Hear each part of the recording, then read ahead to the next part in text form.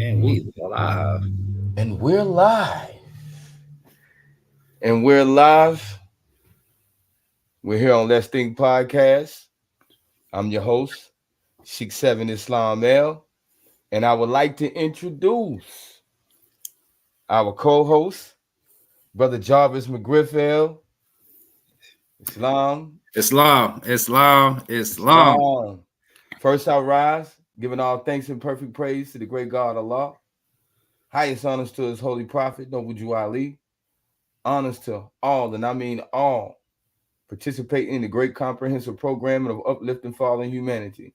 I'd like to extend my honors to my leadership, Grand Sheik and Chairman, El Porticel. I'd like to extend honors to my Grand Sheikas, his wife, my sister, M. Porticel. I'd like to extend honors to all, past, present, and future leadership of the Moorish Science Temple of America. I'd like to extend honors to my brother and co-host, Brother Jarvis McGriffell, who is also the Sister Grand Sheik of Branch Temple number 3. I'd also like to extend honors to the rest of our staff and our administration.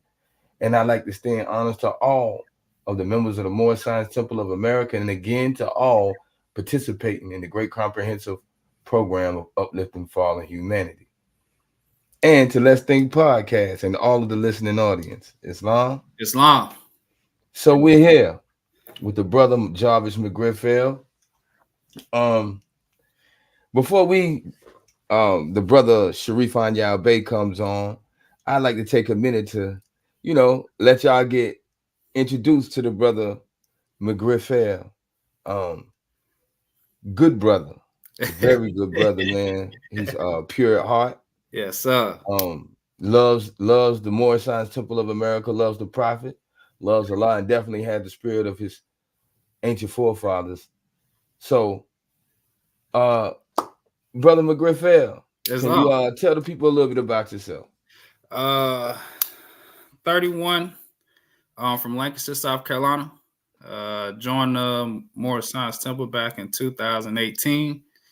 By trade, I am a licensed massage therapist in South Carolina and North Carolina. Uh, what else, Mo? I mean, what else could you say, man? The brother's busy. Oh man, stay super busy. Try to support as much as I can. Yes, Uh, what else, Mo? let's talk about more light spring water. We can't. Oh man, can't forget about that. Oh yeah, more like spring water. Man, this has been a journey. That right there. I wish I had some on hand with me so we can display it to the world. But in due time, we'll get back to that. Yes, we We will. started that what back in 2021. I think that's when it was. Yeah, about Yeah, it was 2021. Yes, sir. 2021. You had brought that idea up, and we just went for it. And you know what? I was actually excited that we did go for that though, because I mean that was definitely a different lane that truly no one has ever stepped into. True. And three, it was just a learning experience, and especially understanding currency and how currency moves. In my hand to another hand, back to me, back to another hand, Yes, sir. and learning the lessons on how to manage the time and in the production time too. So Yes, sir. it definitely was a learning curve. I'm ready to get back to it. To the people who love more life spring water, it's coming back, man. We coming back. It's just that things take time and currency, man. I mean, one thing that was beautiful about the experience that we actually went through, um, huh, we Man, definitely went through those things to learn about the process of distributing good clean water as well. yes. And it man, praise be to Allah. That's all I can say, man, because it's as important as water is, the intelligence of knowing, you know, what's safe to drink, was not only safe to drink, but what's healthy and beneficial to Mhm. drink. And that was a good experience, man. Understanding what should and shouldn't be in the waters, how to test it, Yes. and just and because at the end of the day, what it is, it's us preparing ourselves and us making ourselves equipped and responsible, and you know preparing a service for the people and a benefit for the people. Oh, for sure. You know what I mean? Um, Because let's look at Flint, Michigan. We're still dealing with situations in Michigan yeah, and it's where what, people still 10 don't years. have clean water. You know Mm-hmm. what I'm saying? And that was, remember we talked about that. It was our goal to expand it and eventually assist in sending good clean water to places that didn't have it, that didn't have access Mm-hmm. to good clean water. And you know, with that good pure intention, Allah will still guide us in doing that particular thing. And I want to give honors to you, brother man, for picking up the mantle and being willing to assist a brother in such ideals and such missions, Oh yeah, for you sure, know, man. for the people. For Because sure. hey man, it's hard these days, especially amongst our people, Mm-hmm. and it's not to be condescending about our people, but we understand that at times, when one doesn't necessarily see a vision the way you see it, Mm-hmm. they're reluctant to support it. And Yeah. then at times when it gets to a point where they feel as though it's worthy to support, you know, um, the hard work and the feet work and everything has been done. But Yeah. however, neither here nor there. What we do know is a large lead known and victory is definitely sure, Oh with a yeah. good pure intention and being willing to, you know, put the good foot forth and stay Yeah. consistently in line with the thought. We know what you know is sure to come. So I Oh first and foremost, in front of the people, I would like to say I'm glad to have you on as a co-host. yes. I'm glad Um, to be here. it definitely makes me feel uh honored, you know, because to have my brother, not that I don't have any other brothers, but a brother that's been so close to me, and uh we've been involved in so many in other business ventures that have been successful. I can't expect anything else but the same from Oh this. yeah. And I want to give a shout out to the state of Virginia, man. Because we'll be Yeah, man. life water. Hey man, shout out to Virginia. Yeah. Yeah, man. Newport News Newport News, Virginia and Beach, Portsmouth. And Portsmouth. Portsmouth, Yes, sir. Richmond, Virginia shout out to Beach. Richmond, Virginia Beach. Yeah. It's that whole 7-5 area in the 804. Yeah. Man, definitely a big shout out to y'all. And Uh, shout out to the Moors of yeah, Virginia. yes, Not only the civil, other those outside of the Moorish Science Temple of America, excuse my choice of words, but those outside of the Moorish Science Temple of America that supported us as well. yeah. Um, we thank you. But the Moors, when we come to Virginia, Oh y'all man, show up. You know what I'm saying? And yes, we would just want to give y'all I want to camelback the brother and give y'all a special honors. Islam, uh, Islam. Temple number 9, under the sound of the voice of our good brother Corey Lindale, Yeah. brother Kerry Lindale. You know, y'all Moors are the best. Mm-hmm. We can only honor y'all. You know, and also, man, this is our experience, me and your experience together, brother, man, has not been the only great experience I've had. Yeah. I had great experience and great hospitality shown by the Moors of Virginia, especially my brother Sheik, Ira McMillan L. Ira Mm-hmm. McMillan L of Virginia. Um, Me and the late brother, great brother, Lane L, went up there and he opened his door to us, allowed us to lodge in his home.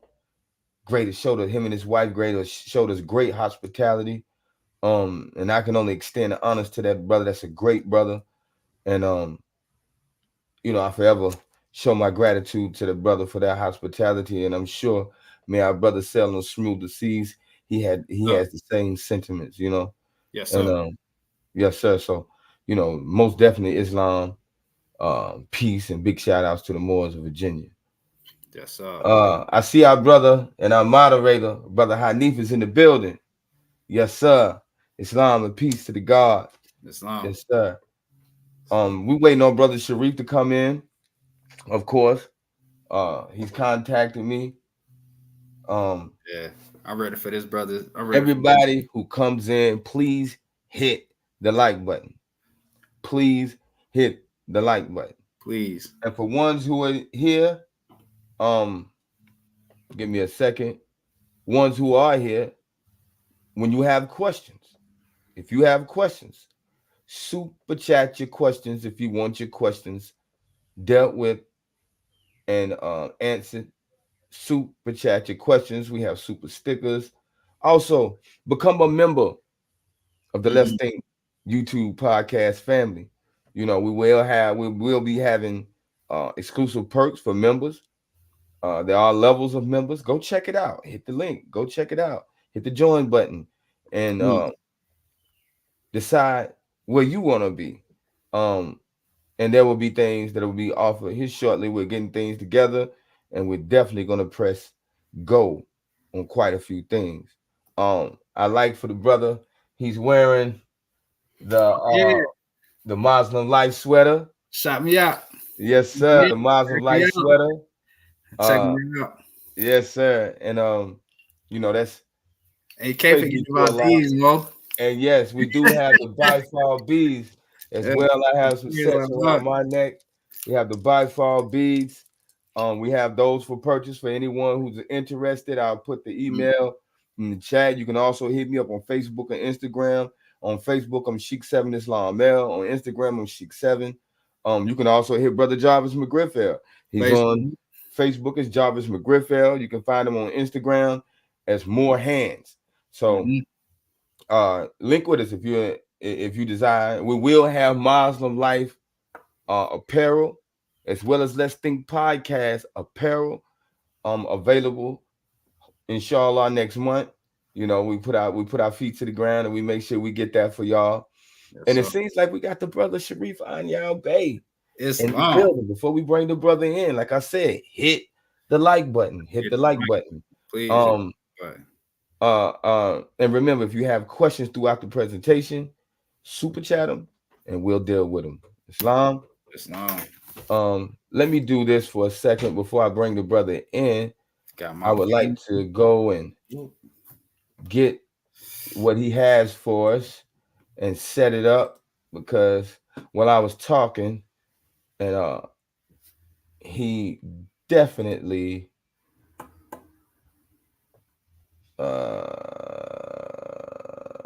request access. So I'm gonna bring the brother in.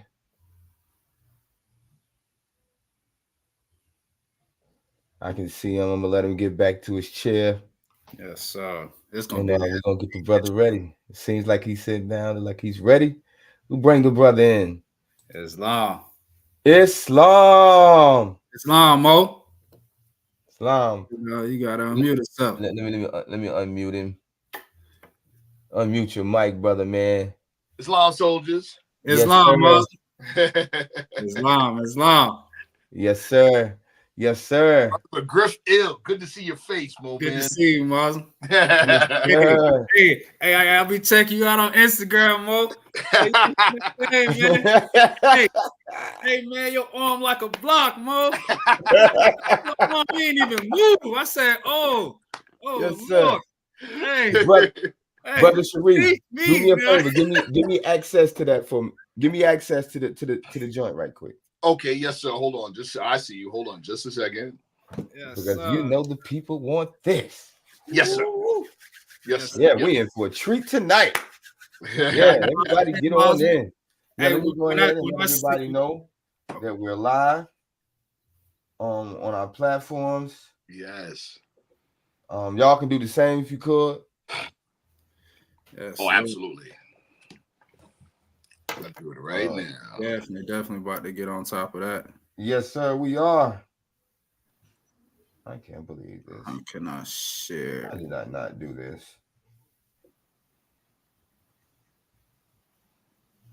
You know, the smartphones are not so smart at times, so give me a minute. Of course.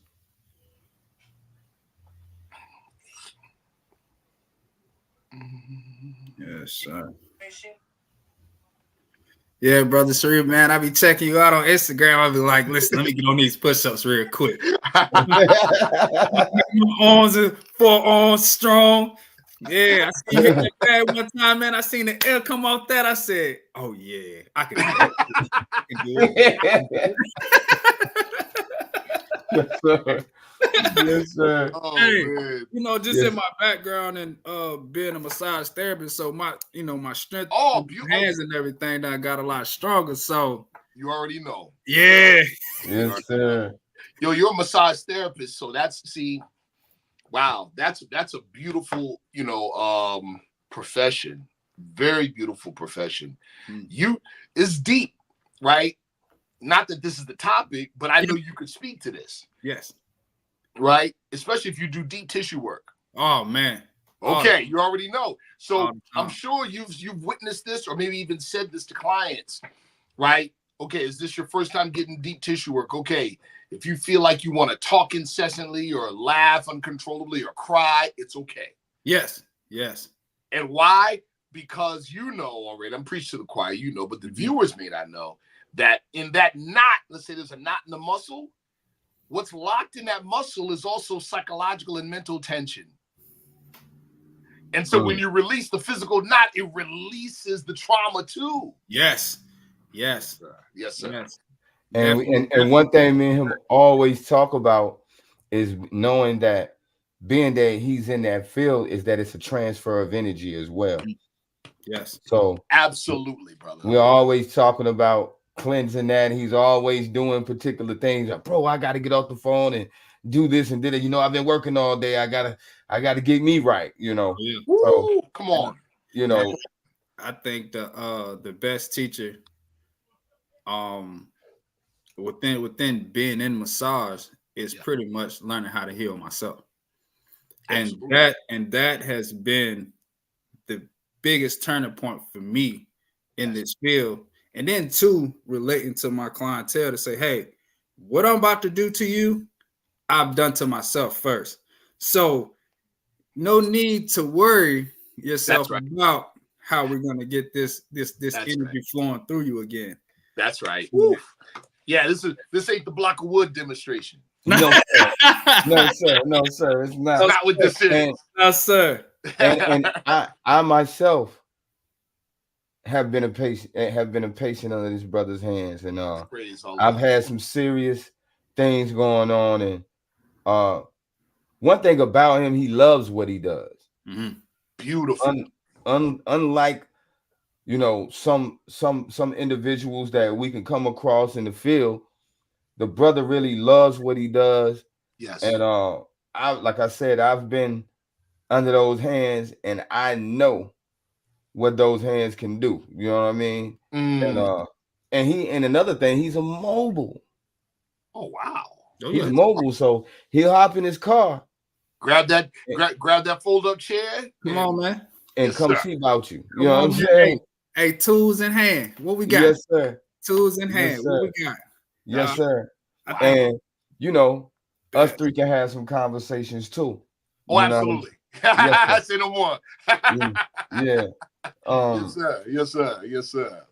So, before I want to play something,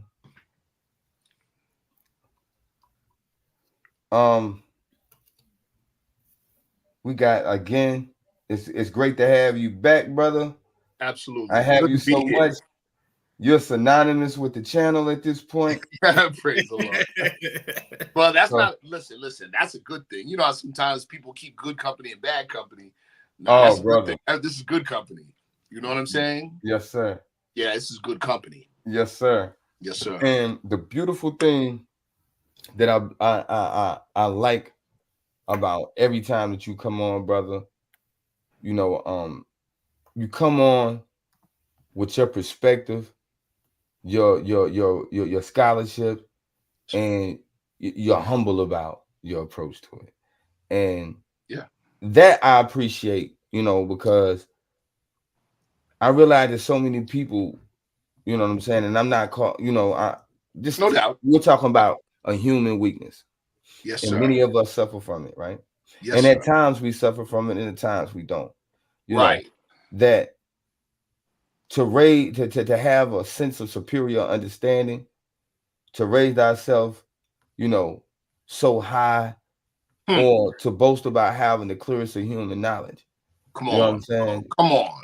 Which is Come on. but blindness and folly. You know what I I'm was just, saying? bro, you already know. I was just about to say that, right? Yeah. So That's what keeps me humble, among other things, though. yes, That sir. keeps me humble. The prophet said the greatest of human knowledge is but blindness and folly. But he also said that the wise man considers the attainment of virtue as the highest learning. Virtue. You know what I'm saying? What kind of person are you? I don't care how much you say you know. Yeah. Right. You know what I'm saying? Can I trust my family around you? Yes. Right. That's the biggest thing. There you go. And then, the ability to try the spirit by the spirit. Mm-hmm. You know what I'm saying? No doubt. And regardless to what one's perceived past may have been. Yes. The ability to recognize the character and recognize and discern the spirit that's before you. You know what I mean? Brother, again, the prophet said it this way: masterminds, right, judge people by what they are, not what they seem to be. Mm-hmm. Praise be to Allah. You know what I mean? And the only way we could do that, brother, is that we see past the flesh and we see the Allah within. Mm-hmm. And we see which one you feed. Yes, sir. You see what I'm saying? That's it. Now, back on the whole thing about my humility, I keep it a buck with you and for the viewers. I have a selfish interest in being humble when I present what my research and other things. You know what that personal self-interest is? What's that? Here it is. If I'm trying to learn more.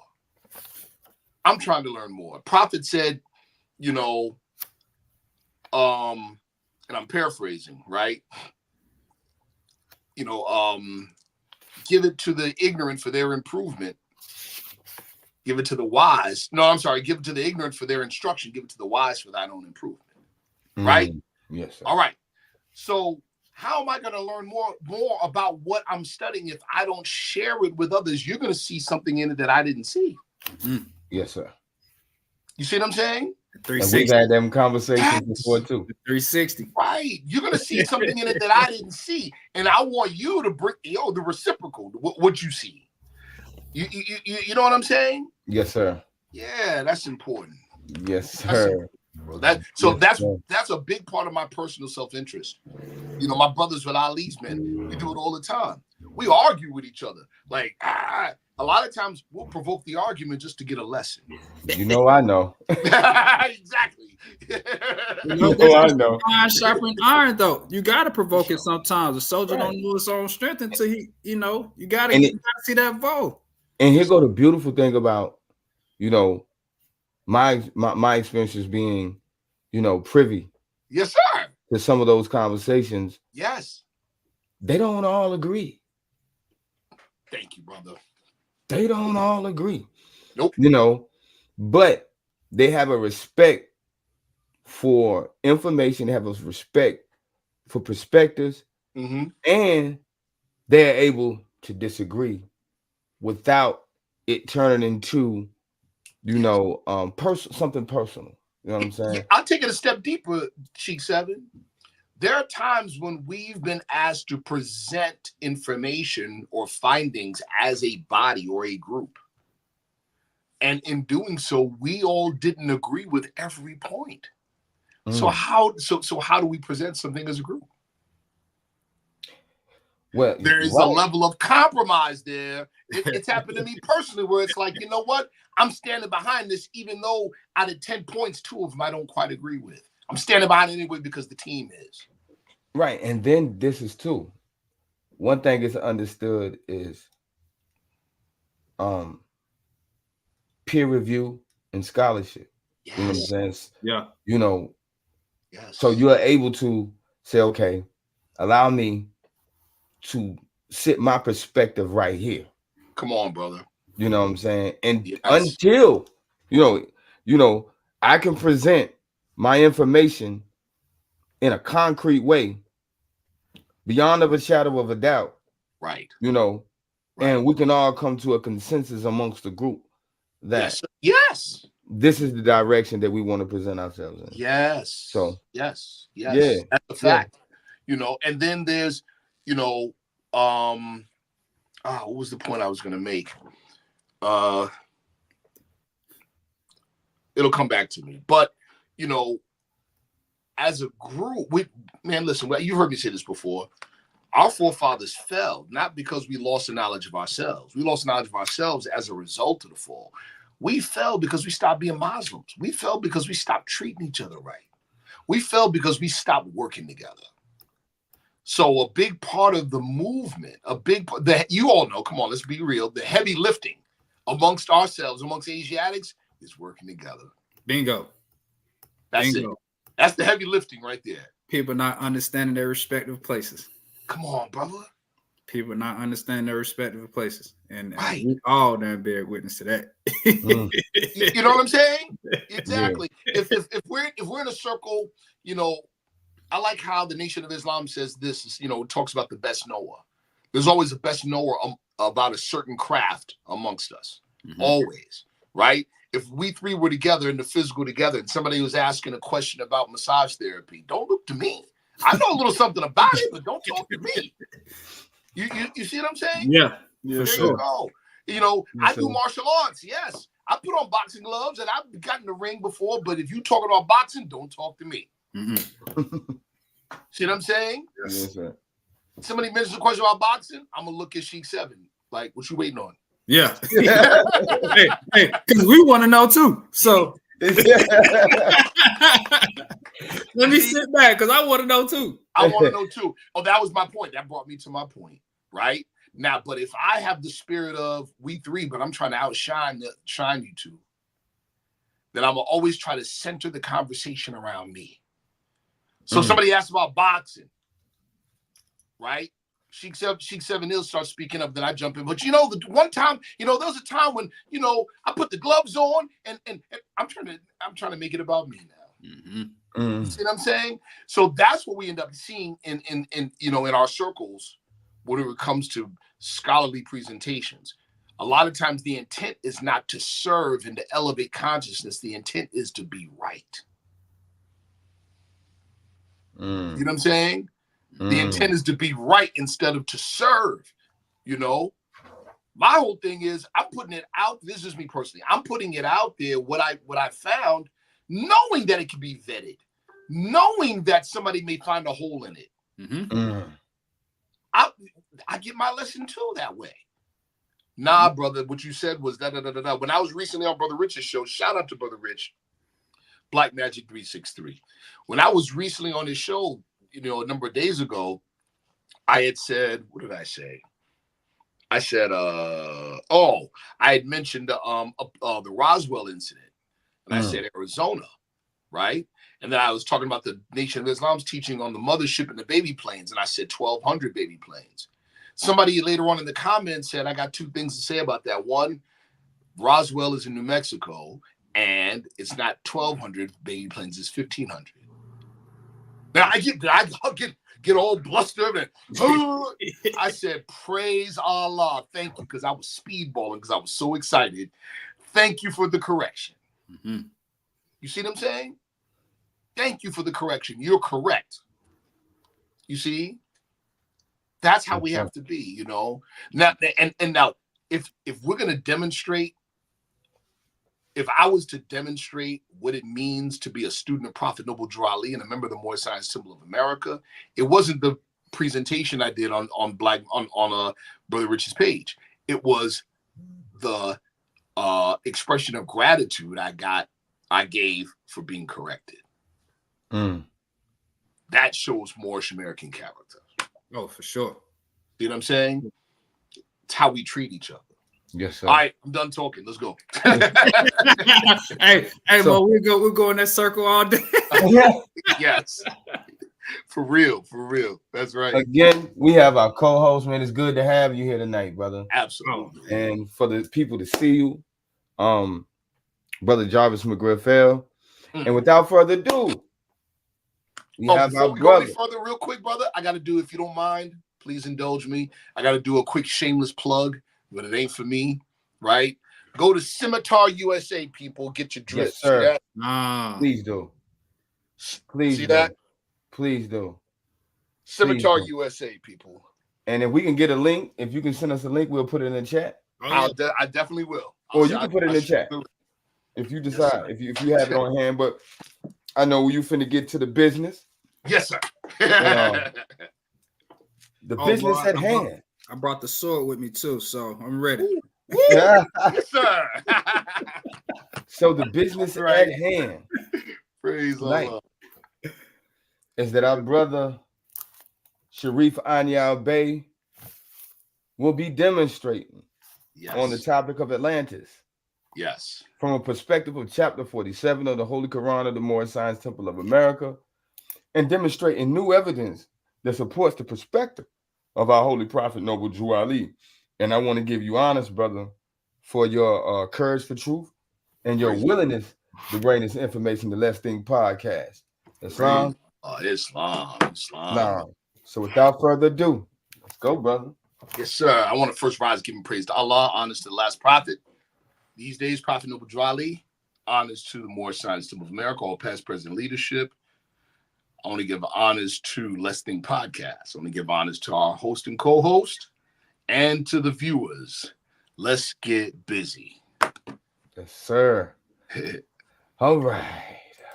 So you have a lot of people. While you pulling it up, I'll go ahead and begin. You know, the topic, especially in the West, the topic of Atlantis, right, draws a lot of strong reactions, either for or against, right? Either Atlantis is a myth, it never existed, blah blah blah blah blah, Yes, or sir. you get the oh no, Atlantis existed, and but you have a lot of fanciful and fantastic, wives' tales that go along with that. Then you also, but here's the big thing. You've got people trying to own or possess the ideal of Atlantis. Oh, yes, sir. So you got people saying, oh, it's in the Mediterranean. Oh, it's off the coast of England. Oh, it's off the coast of the Caribbean. Oh, da, da, da. Okay. All right. So and when people are talking about possible locations of Atlantis, a lot of it is, as the prophet put in the Moorish Guide newspaper regarding the publication of the Holy Quran of the Moorish Science Temple of America, he mentioned it was difficult to write or to compose or to prepare a religious text minus propaganda. And in this case, we're talking about socio-cultural propaganda. Yes, sir. Right? So what you have is those people in the argument about location, a lot of their arguments are colored by socio-cultural propaganda. In other words, they want to be able to say that they own Atlantis, or Atlantis was more just like they do with Egypt. Mm-hmm. See what I'm saying? And also, I wanted to add on to that. Yes, please. Is that another thing that happens is that ones want to look at the earth or the geographical locations of things from a modern perspective and have no idea of what the earth looked like during this particular time. And when we study chapter 47, the prophet definitely describes, come on, brother, what the planet looked like at that time, if you have eyes to see. So I'm gonna just go. I'm gonna just he heated it up. He heated it up. and this is something that we got to understand too, is the science of periodization. Because you got the prophet teaching you in three terms. You have ancient, old, modern, yes, and new. Yes. That's four. But it's painting a picture.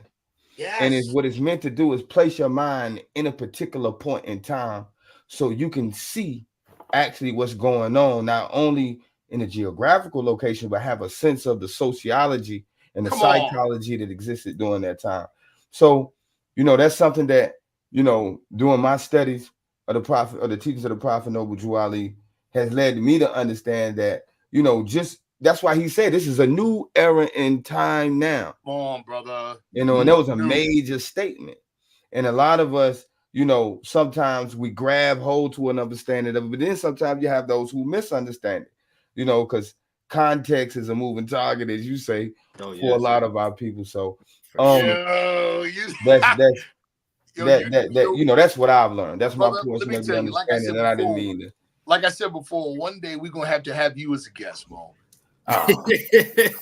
I'm serious. No, it's and also too, it's beautiful for me to hear you demonstrate, especially on that and the way what you did, because I don't live in North Carolina and you don't live in Syracuse, New York. Yes, I'm not privy to your Sunday school and you're not privy to mine. But when you're saying the same things that are being said in my Sunday school in pretty much the same way, then we realize we are in the same Sunday school. Yes, sir. Yes, sir. See what I'm saying? Yes, sir. And you're right. What you spoke about the 4 periods, like you said, you're speaking about proper context. Yes, sir. And context is king. But unfortunately for many, context is a moving target. Yes. That's so real. And what you said about geographic complexion, right? I'm gonna touch on this fairly extensively. Yes, sir. The prophet was very, very keen on complexion, contextual complexion. I don't mean skin complexion. I mean, you know what I mean, right? Socio-political. So there's a difference in what the world looked like socio-politically. So chapter 47, the title is Egypt, the capital what? Empire. That's a socio-political term. We're talking political geography, not natural geography. So and I'm kind of jumping ahead, but whatever. So when we hear about Canaanite refugees, right, petitioning the rulers of 18th dynasty Egypt to settle and inhabit Northwest Africa, what does that tell us about the dominions of the empire of Egypt? What does that tell us? It tells us that today's Egypt is a mere neighborhood compared to ancient Egypt. It was so extensive. It was extensive, very expansive, very, very extensive. Yes, sir. You get it? Again, we got to refer back to the title. Egypt, the capital empire of the dominions of Africa. Dominion is also, yes. Yes. Okay, you see? Yes, sir. So when you look at it from that perspective, that context, right? It changes the narrative. Thank you, brother. And it changes the thinking. So then it shouldn't surprise you that a European in Southern Illinois in the 80s accidentally found a cave on some of his land and found thousands of Egyptian and Phoenician artifacts. It is called Burroughs Cave. Yes, sir. I've definitely done research on that. Yes, sir. Yeah, it shouldn't surprise us. When you look at, like you said, narrative shapes the parameters of and the scope of your thinking. Most definitely does. Most definitely does. And on that note, as a side note, the European, his name was Mr. Burroughs, right? When he made his discovery known, man, the world of Western archaeology went absolutely bananas. Because the whole foundation of their narrative was crumbled. So they went crazy. You could see it online. There's whole entire websites dedicated to saying he's a phony and saying that they debunked him. So let me ask you. But they're trying to find the location of the cave because he said, "Oh yeah, okay, cool. Now none of you is going to find it. How about that? I'm hiding it." Oh, what happened? Oh, just lost the brother. Yeah, we back. We got it. What happened? Yeah. I'm gonna tone it down. hey, Mo, they got you. hey, look out your window, Mo. that was them wagging their finger at me like, yeah, no. Hey, listen. So let me ask you a question before we jump into the presentation. Yes, sir. With this being said, especially about the information, Yes. Now, we have a conversation in the Moorish paradigm Yes. that we have the conversation. Are you talking about the Egypt over here or the Egypt over there? Yeah. Yes. Yes. And not here to challenge any perspectives, but could you shed any light Yes. on that particular topic? Let's. I want to take it. I want to go just a little under that, and then come up to it. You'll see what I mean when I do so. Right? Like I said, narrative describes describes the parameters of our thinking. Yes, sir. A big part of the European psychology that we've all accepted is separation and categorization. Mm. If it looks different, even if it's using different words as a descriptor or an identifier, we automatically think that is different. So we're conditioned to think either or as opposed to both and. Ooh. Okay. Yeah. See where I'm going, don't you? Yeah. Okay, then. So you guys, people saying, no, Egypt is over there. That's where the pyramids are. Then no, Egypt's over here because we got pyramids over here. And now what do you got? Instead of coming to the we reconciliating ruled, the wherever difference. we ruled, that's what it was. Mm-hmm. Neil Armstrong was on the moon, allegedly, on the moon, and he plants the United States flag. From the perspective of sociopolitics, where was he standing when he planted that flag? The good old US of A. Because that flag was there. You get my point? Yeah. Yes, sir. This is political geography. Wow. So when he says that dominion and inhabit in instruction 6 or 7, their dominion and inhabitation extended from Northeast and Southwest Africa. See, now we're talking natural geography, the continent. From Northeast and Southwest Africa, across the Great Atlantis, even into the present North, South, Central America, also Mexico and the Atlantis Islands, before the Great Earthquake, which caused the Great Atlantic Ocean. Mm. So the prophet was saying what? Both and, not either or. See? But he also gave a time frame. Mm. Mm-hmm. Brother, but once upon a time, brother Sheikh Anael, did you build the house that you currently reside in? No, sir. Once upon a time, somebody else lived there. Am I correct? Yes, sir. All right. Today, do you call that house by their name? No, sir. All right. Boom. Where the bombs at? Where the bombs at? See? Yes, sir. And we have dominion and inhabitation at one point. Mm. Now we just have inhabitation. Whoa. Mm. See? And I like to add on, Yes, and coming back off what you're saying. Yes, sir. Is he gave us a period to reflect on. Come on, brother. A period before there was an Atlantic Ocean. Yes. Now it looked like we gotta load up the presentation now, Mo. Because here's the thing. Right?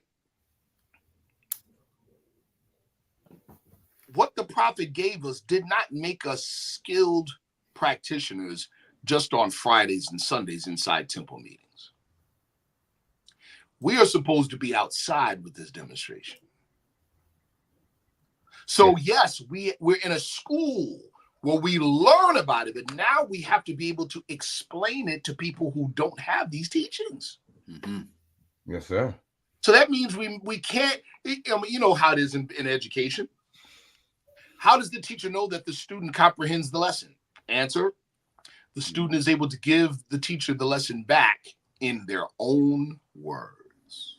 Yes, sir. Oh, because they don't know. Come on, people outside our school of thought don't know the language, the lingua franca of our school of thought. No. We start talking about, it came down to the rate of atmosphere. People were like, huh? What'd you say? You see what I'm saying? Yes, sir. Yeah, they don't know what that means. Yes, we start sir. talking. Yeah. So we have to be able to explain that in a way that they can understand. See? Simple format. Yes, sir. Simple format. Chief 7 can we blow that up or put that in presentation mode? Let's see. Let me see what I have to do here. I want the viewers to really be able to see the. Okay. Presentation mode. How do I find present? Let me see. Look under view. Do they have a something for view? Yes, sir. It says slideshow. I think you can see it with me. Yeah.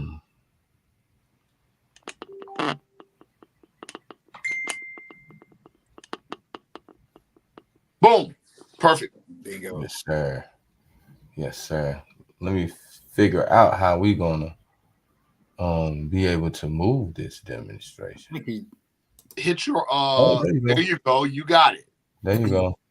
Now I gotta be able to go backwards. Try click backward. Oh. No, we're just gonna do it this way. Oh man. He got something else. Hold on. Oh man. Hold on. I'm gonna stop sharing just for a second so we can get this right. Oh, he got to the good part and showed up. Oh boy. Oh boy. Hey, Mo. Right. Boom again. Whoa. Hey, yo, bro. Oh, now I see how we can do it. Okay, I found it. I had to figure out how to work it because I started doing something that I... Hold on. Yes, sir. Let's go to his share screen. All Let's right. get to it. Let's get right to it, brothers. Let's get right to it. All right, here we go. I found it out. Now we're in presentation mode. Let's go. Atlantis, chapter 47, and new evidence supporting the prophet Drew Ali's perspective. I have to say it that way because, all too often, many of us, and this is a critique for members of our movement, our organization, we see this Holy Quran Moorish Science Temple of America, and because it only has 64 pages, we think it's not enough. We think it ain't in there, right? Yeah. The prophet said, I brought you everything it takes to save a nation. I take this to save yourself. What part of everything doesn't include everything? All right, next slide. Oh, man. You starting out strong, brother, man. You speaking very matter-of-factly. So we'll begin with the prophet's words. Chapter 47, Egypt, the capital empire, the dominion of Africa. Yes, sir. Instructions 6 and 7. The Moabites from the land of Moab, who received permission from the pharaohs of Egypt to settle and inhabit northwest Africa. They were the founders and are the true possessors of the present Moroccan Empire, with their Canaanite, Hittite, and Amorite brethren who sojourned from the land of Canaan seeking new homes. I want to stop right there and point out something. It says the present Moroccan Empire. So that was what, 1927? This thing was published in 27, right? So what was the context? What is the context? The kingdom, the present, I'm talking 2024. The present day kingdom of Morocco did not exist in 1927. That came into being in 1956 when the French agreed to finally leave. What was going on in 27? War. The last vestiges of the old Moroccan Empire were fighting the French due to French occupation and colonization of Morocco. That's what was happening at this time. See, that's important to know. Say 1927. Yes, sir. War. Yes, sir. The Rift Wars were happening. And also, again, in 1912 is what began the Spanish and the French occupation of Morocco. So the fighting started with the Treaty of Fez in 1912.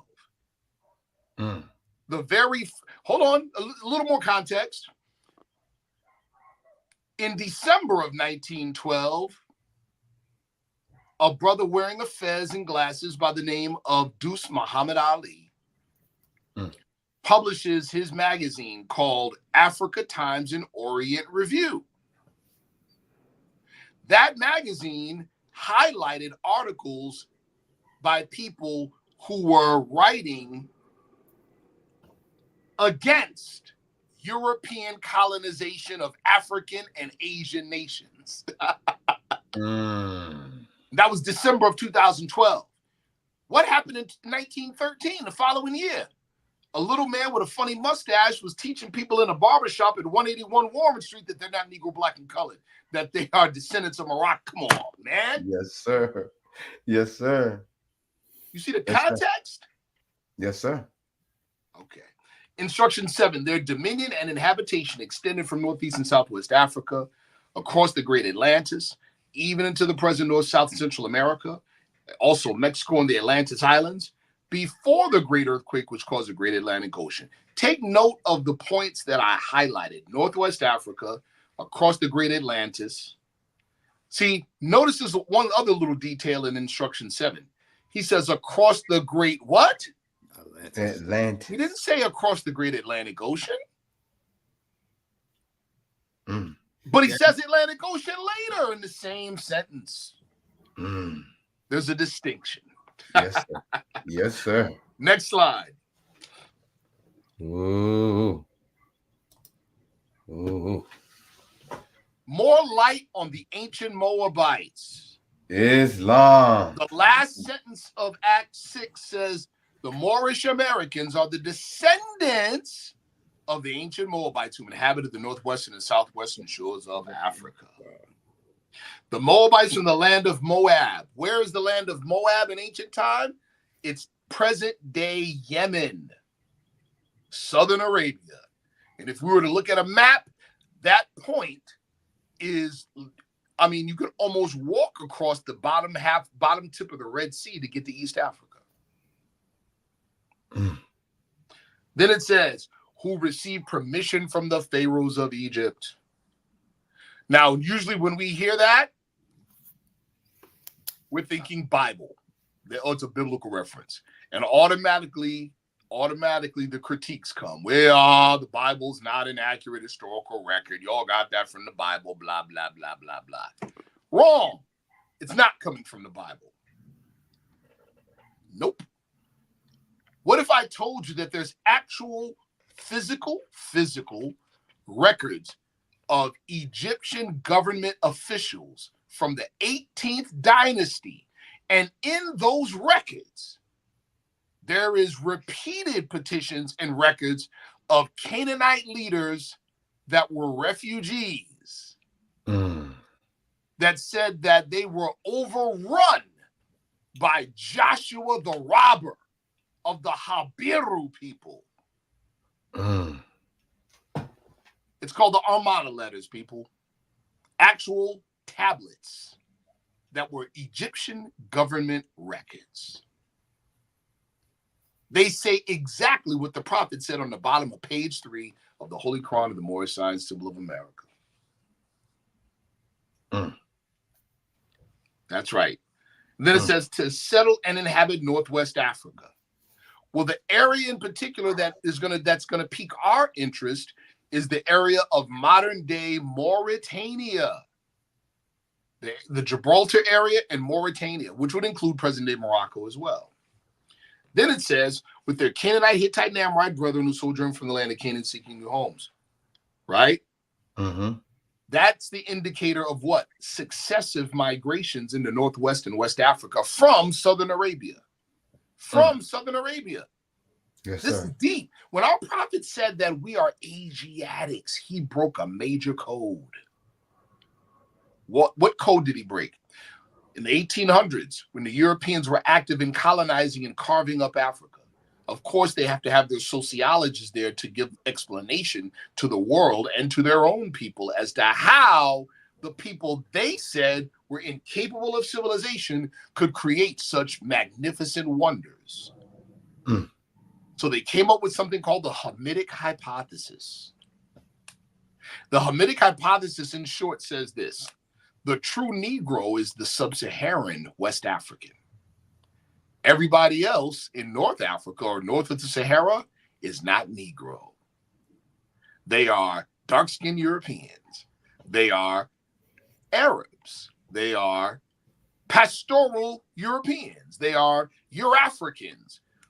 We would call them Hamites, but they were not dark-skinned, woolly-haired people that we call black today.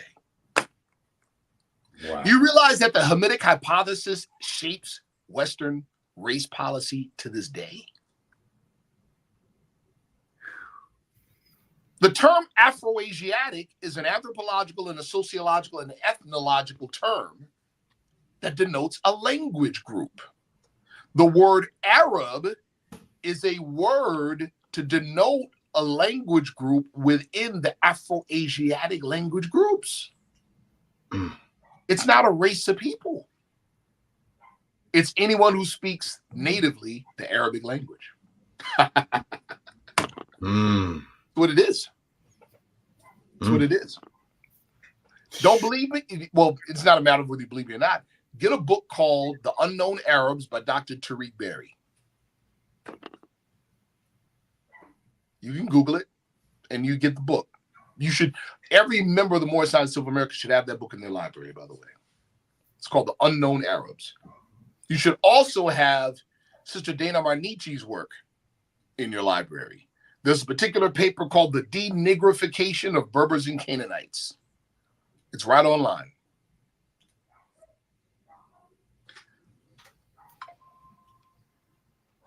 All right, bottom of the screen or the bottom of the slide, the Janawa or the Nawa people of present-day Morocco and Algeria. They are direct descendants of the ancient Beriberi or the Berabir, the Berbers, the real Berbers, the original Berbers that were later pushed into servile status by the Tuareg, which is the second Berber group called the Amazigh. All right. They're also known, they were called in ancient time. They were called in ancient time, specifically in the first century BC, by Strabo. Strabo encountered these people and they called themselves Mori. So that's what he recorded, the Mori people. Hence, that's where we get the word Mauritania. It's also where we get the word Moor. For any of those people that try to say that Moor means black and it's what Europeans called us. It's not where it came from. Both of the names Berber and Amazigh were later adopted by other migrant groups. In other words, the very same thing that happened with the Ashkenazis adopting Jewish culture and then all of this, then adopting the identity too. Oh, it happened with the people that we now today call Arabs. Yes, it did. The Mozabite people, or the Banu Mozab, are a Berber ethnic group, descendants of Phoenician survivors of the Roman destruction of Carthage in 146 AD. So the prophet was very comprehensive when he said Moabites and Canaanites. All of these names refer to the same people, or they're different sub-tribal groups of the same people. Hence, Canaanite, Hittite, Amorite brethren. Ta-da! So, listen, you know who confirmed what I'm saying independently? A number of people have, a number of scholars have, right? Professor James Smalls did on Sonetta TV years ago. He said the West Africans are direct descendants of the ancient Canaanites. Yes, he did. Boom. And Sister Dana Marnici herself, with her field research in the area, they call themselves Beni Kanana, sons of Canaan. Next slide. Excuse that noise outside my house, man. Oh, no worries. Hey, I'll say the ice. That's old school. That's old school, brother. Ice cream. I like it.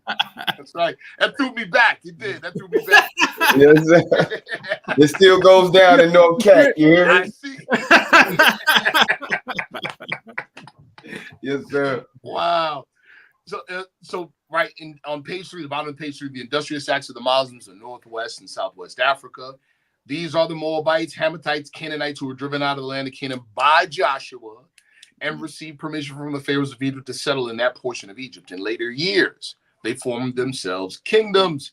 These kingdoms are called this day Morocco, Algiers, Tunis, Tripoli, etc. On the right of this, you're looking at one of the Armada tablets. That's one of them.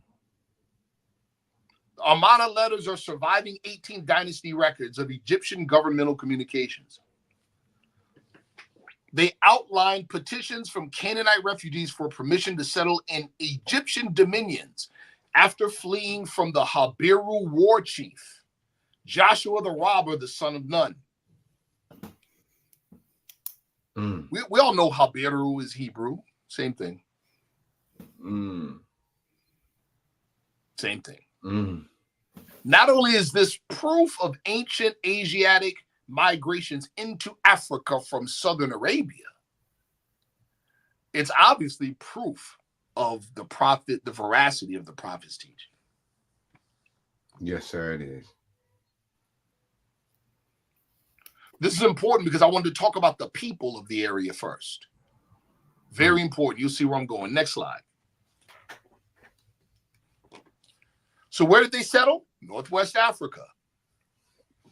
Ancient Mauritania. Let's talk about Mauritania.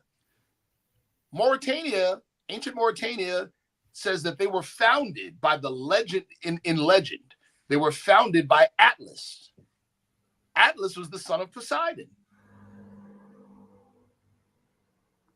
Right? Poseidon had 5 sets of twins, according to the legend, who ruled 10 provinces. One for each province. See, that means it was an empire at one time. Atlas was the first king of Mauritania. To this day, the Atlas Mountains are north of Mauritania, named after him. Now, before we go any further, I don't want to jump too far ahead. How does the West know about ancient Greek history? KRS-One blew it up a couple years ago. He let it out. He said that it was the Muslims that taught Europe that revived and taught Europe about ancient Greek history and culture. If it wasn't for the Muslims in Spain, yes, sir, Europe would never know. But what did Europe do? Co-opted Greek identity. That's why to this day we say Greek, you're thinking European, pale European. See? So, who is Poseidon? Poseidon is synonymous with the West African deity Olokun. Yemaya Olokun is synonymous with Poseidon. Just had to throw that out there for you all. Next slide. It's getting deep. Oh, it gets better. Herodotus is considered the father of Western history because of his penchant for accurate depiction, for given the ability that they had in those days. The historian and geographer, he produced what was considered the most accurate world map of his day in the year 430 BC. You're looking at that map. I want you to look at the left corner of the map and tell me what you see. Atlantis. Guess where that area is? Mauritania. Uh-oh. I see some other things, man. You got stuff about. Yeah, you see that Nile River making a sharp left, don't you? Yeah. Hey, yo, bro. You know what I was looking at? This, that raises another question, bro. Me and you going, okay. Yeah. So Herodotus, who was known for his accuracy, his technical accuracy, shows the Nile River running from west to east and from south to north. Whoa. Interesting. Yep.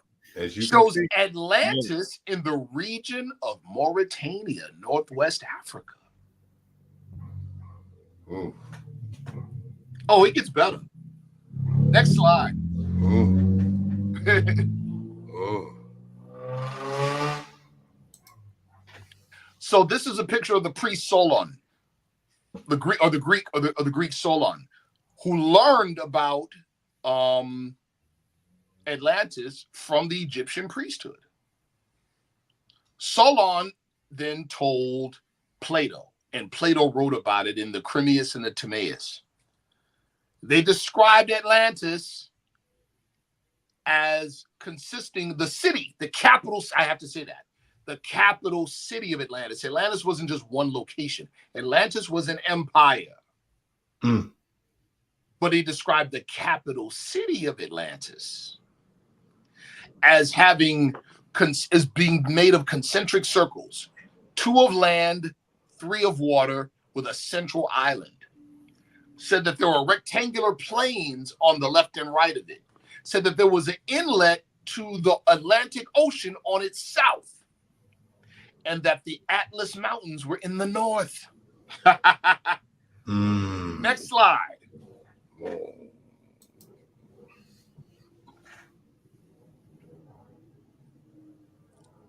Solon's account of Atlantis, founded by Poseidon. Atlantis is its first king, or Atlas is his first king. Bordered by the Atlas Mountains on the north, inlet to the Atlantic Ocean on the south, concentric circles, 3 of water, 2 of land. The center island, and this is key, according to Solon and according to Plato, the center island produced fresh water. There was an underground freshwater spring. They said that there was an abundance of elephants and that it was destroyed in a single day and night by earthquake and flood. Now let's look at, you see the picture on the right? Yeah. That's called the Rishat structure. Guess where it's located? Mauritania. It's affectionately called the Eye of the Sahara. Right. Now, before we go any further, we've all seen lots of stuff in Atlantis, but you've never seen that, have you? Nope. Nobody wants to talk about it. They talk about Atlantis in the Caribbean, possibly. They talk about Atlantis in the Mediterranean, possibly. They even go so far as talking about Atlantis around England. Yeah, I heard that too, Mo. Yeah, I did too. I heard that. But this is right in your face, and nobody wants to talk about it. Rishat structure. Mauritania. What did we say? What did we already learn about Mauritania? Founded by Poseidon. Their first king's name was Atlas. It's bordered by the Atlas Mountains on the north. There's an inlet to the Atlantic Ocean on the south. You see the concentric circles. I don't have to say any more about that. Mm-hmm. Guess what they found on the center island? Produces fresh water. It's a fact. It's there. What makes it even more interesting is that there's other wells in the area, and they all produce salt water and not fresh water. But the one in the central island produces fresh water. Right. There's abundance of cave art in the area showing elephants. And it sits on an ancient volcanic bubble with huge salt deposits, especially in the southern area of it. Next slide.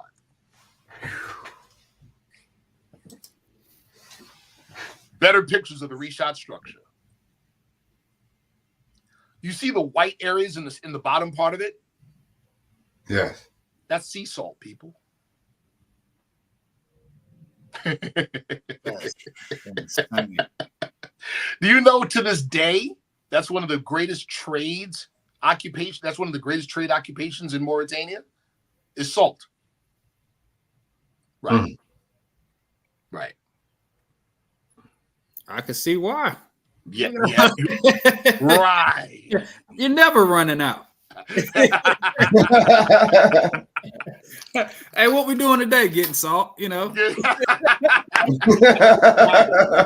Right. Next slide. Whoa. Now, this is cool. What we're talking about now. Before we even get into this slide, let me explain a couple things. In archaeology, anthropology, and even ethnology, or archaeology and anthropology specifically, and sociology. You have two schools of thought. You have isolationism and you have diffusionism. Continental drifting. Isolationism, yes, sir.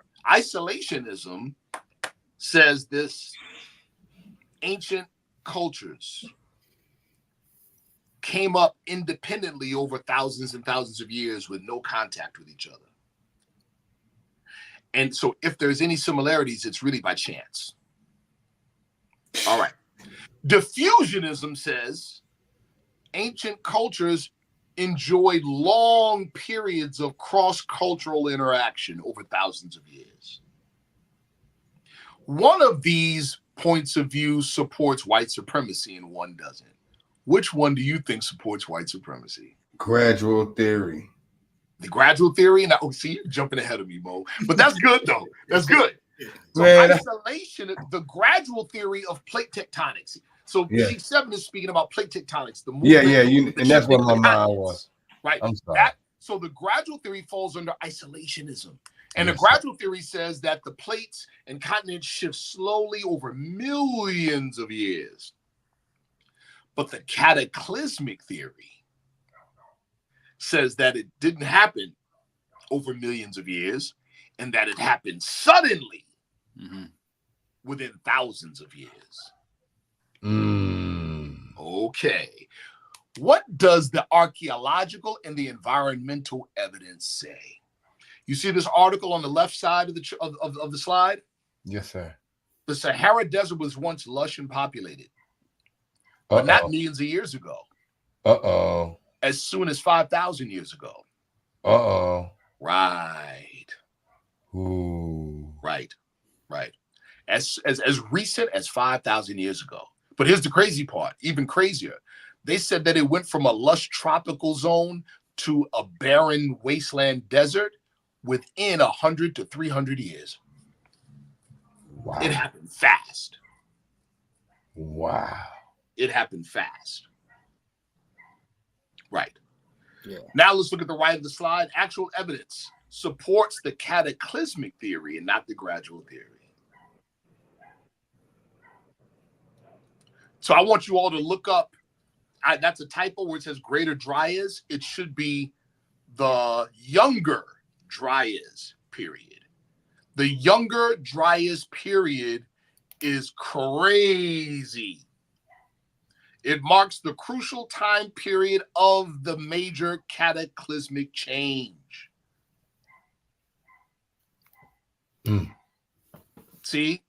So in other words, now we're using archaeological and we're using scientific language of art to support the prophet's teaching. The Younger Dryas period took place at the very end of the last ice age. What was it marked by? A marked rise in the sea level. Right. That's flooding. And earthquakes. Guess when it took place, bro? Between 10 and 12,000 years ago. Okay. When I say listen, even from just an earthly, carnal, mundane perspective, who in the world was our prophet plugged with? That's the question. That is a question. and what that makes us do is go back and look at the same thing, periodization, bro. You got to look at what time the prophet was saying these things, bro. Come on. Like, you talking 1913, bro. No internet, no traveling, like, you know, come on. Information was scarce, depending on where you went. Who was he in tune with? Yeah. Who was he in tune with? Sahara Desert. This article came out in 2006, and that was cutting edge at that time. That means they were just catching up to the prophet. All right. Also, yes. It's reported that the prophet said that this area was once a tropical area. Yes. So here we go talking about cataclysmic changes again. We're going to touch on that one too, brother. Yes, So sir. this is an abstract. I won't go into all the detail of it, but this is an abstract from that one article or from that one report. Guess what it's showing? What's that? It's showing in the area, the reshot structure area, right? Mm-hmm. They found fish and whale bones up there. Whoa. Yeah. What in the world are whale bones doing up there? That far inland. What was going on? Right. Whoa. Right. All right, next slide. This is going to get good. Big flood.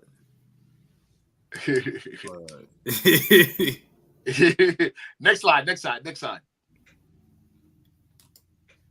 Hold on. There we go. All right.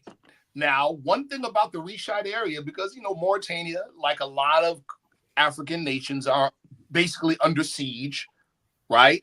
Yes, sir. Their governments are unstable. It's not necessarily that safe to go. Right. You would think with all of this going on, there'd be tons of archaeological expeditions in the reshot area, right? Right. None that we know of. Notice I said none that we know of. Right. But you see this picture that you're looking at the right of the slide? Yes, sir. All right. Hold on. This picture you're looking at the right of the slide with the with like this little crisscross pattern? Yes, with the grid. Yes. That grid is a flight pattern. It's the flight pattern of a specially equipped airplane that is on a world mission to other locations as well to study and investigate geomagnetic anomalies. Geomagnetic anomalies. Wormholes. Thank you, brother. I'm glad you went there. Geomagnetic anomalies. If you could see it right there in the middle of the grid, though. That's the reshot structure that it's flying over. Mm-hmm. This was in 1967. And who sponsored this? The CIA. Hey, oh, whoa. Something just hit me, bro. Yes, sir. Whoa. I think you're going to go there, so I'm not going to say it. No, go ahead and say it, bro. Bro, anybody that understands ritualistic magic, bro, when we look at that circle right there, under that grid from this view, and the way it looks right there on that grid, I don't think I have to say anything else. Whoa. Yeah, bro. So that's what. Okay. All right, keep going, brother. So we already know, again, the reshot structure matches Plato's description of the capital city of Atlantis. Exactly. It matches it. Geographic anomalies at or around the reshot structure indicate cataclysmic end, earthquake and flood. No archaeological expeditions that we know of, but the CIA expedition in 1967 that was declassified in 2005, but they heavily redacted it, so you still can't see the details. But you can read about the fact that they were on a study on different spots around the world looking for geomagnetic anomalies and their interaction with cosmic energies. That's a fact. That's a fact. Yes. In the region of ancient Mauritania, right? That's where we found this. Whose first king is identical to Plato's account of the first king of Atlantis. Come on, what a coinky thing. But we know there's no such thing as coincidence. Law governs all events. Yes, sir. Right. The Nile River in those days ran eastward from Mauritania, then north into present day Egypt. Used for what? Trading with the surrounding kingdoms. Isn't that what our prophet said? And it was dredged. And transportation. And it was dredged by the ancient. Dredged by, there you go. Ancient pharaohs of Egypt. Also the Niger River. There you go. Yes. Yes, sir. Ancient Canaanite and Moabite people settled in Mauritania after being driven from their homeland. This is important. It's not just the area and the city, the people. Mm-hmm. We know who those people are now, don't we? Yes, sir. The Mori or the Berber people later formed king. Come on, bro. Yeah. Next slide. Hold on, man. Now my question now Yes, is sir. that, are they at that time? Because I know we talk about Camelback, Yeah. elephant. Were they using big ships to travel on the Nile like that as a group of people, or was it like, So this you is know how they travel, like one ship, two ship, three ship, or was this is what we can. This is what we. Oh, that's so. Oh man. You Now see I what got to I'm do a getting part at? two. You I'm see gonna- what I'm gonna let me tell you why I got to do a part two, because there's certain key things that I skipped over just for the sake of brevity, because this would have been like 30 slides, I promise you. But we could do a whole presentation alone on the drastic atmospheric and environmental changes of the Sahara over the past 10,000 years. Let's do it. You see what I'm saying? Yeah. Yeah. This is why. Because there's still ancient maps that show rivers and tributaries connecting the Nile to the Niger. These ancient rivers that no longer exist, that did 3,000, 5,000, 7,000 years ago. Now I have a question, because I Yes, watch a lot of National Geographic. Yes, sir. And they always talk about the Saharians who travel that way. Are they using those to get water? Are they using those same points? Not anymore. But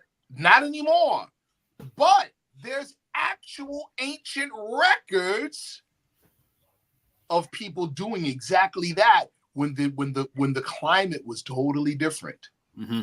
There's maps showing all these different rivers and streams and tributaries and ancient lakes that no longer exist now, but did then. Yes. It's bananas. Speaking of which, this next slide, show the next slide. You're going to like this. Oh. Yeah. Hey, you know what, man? hey, Mose. Hey, look. You know? Hey, yo, brother, this type of look. Man. So listen, during the Great Mediterranean Bronze Age, huge amounts of bronze weapons, bronze whatever, in the Mediterranean area. Well, what's always been a big question mark to scientists is this. In the Mediterranean region, copper is scarce. Very. And to make bronze, you need copper and tin.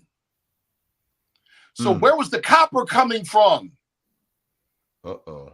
Well, it just so happens that around the same time to the Great Bronze Age, there were ancient copper mines in full operation off of Lake Michigan. Uh-oh. Yeah. Somebody got leaning to do. And those copper mines abruptly stopped operating. Guess when? About 10,000 years ago. About what?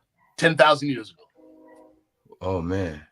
Right. The Younger Dryas period. Correct. And there's actual records stating around that time period that the Atlantic was unnavigable.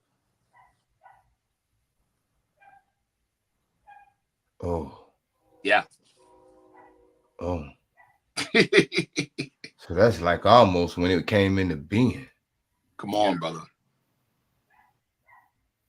And Atlantis was known for a particular metal alloy called orichalcum. And recently, some treasure hunters found a sunken ship off the coast off the Caribbean with ingots of this metal. is a mixture of gold, copper, and tin. That didn't float too good. No. That's heavy. Yes. That's real heavy. Yes. Next slide. Atlantis. Whoa. Man.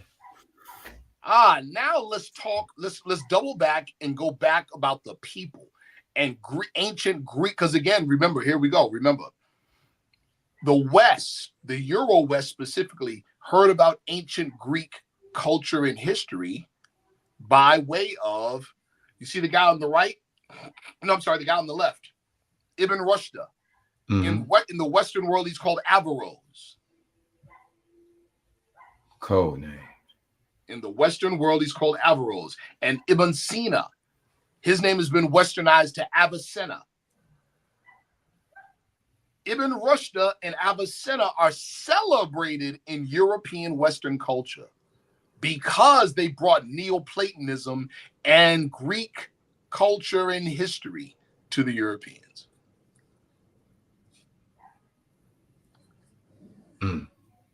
Ibn Rushd, oh man, where was he born? He was born in Spain in 1126. Okay.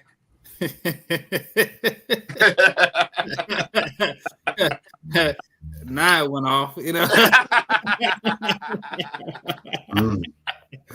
Yeah. That's interesting that you bring that brother's name up. Yes, sir.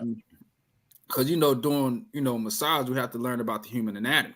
Yes. So when learning about the human anatomy, in my younger days, I didn't realize a lot of it came from Spain when they was doing the medical research. Brother. Oh man. Brother, the guy on the right, Ibn Sina, was known for that. Right.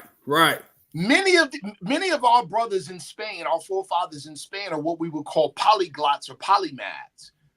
They weren't just jacks of all trades and masters of none. They were just the opposite. They were masters in 4 or 5 or more trades and sciences and skills. Masters. Like, for instance, and I did this, man. Google, I'm telling the audience to do this. Google the name Al-Zuryab. Ziryab. Yep. Google that name, Al-Zuryab. You will find out that Al-Zuryab was, I think he was born near, he was born in what's called in present day Iraq. Yeah, he was born in present day Iraq, I believe. I'm looking it up right now myself to refresh myself. Yeah, he was born. Yep, he was born in modern day Baghdad, near modern day Baghdad. But guess what, people? His full name was Abu Ihsan Ali ibn Nafi. He introduced to the European, listen close. He introduced to the European the concept of the 4-course meal. Salad, appetizer, main course, dessert. He did that. He introduced to the European drinking out of fine crystal instead of metal goblets. He introduced to the European the wearing of linen to dinner. He introduced to the European the playing of music alongside the dinner table while you're dining. That's called an upper echelon's restaurant. He wrote over 2,000 songs. Jeez. He developed a type of deodorant. All of these things that I said he did, guess where he did it? In Spain. Thank you, brother. In Spain. He did it in Spain. And then the ways got ushered in. In short, a lot of what we say is Western culture. It is, but it's not foreign. It's That's our contribution. It's our contribution, and we need to take ownership. That's called proclaiming nationality. Making known your quality and your character. See? Got the bomb on him. Boom. Yeah.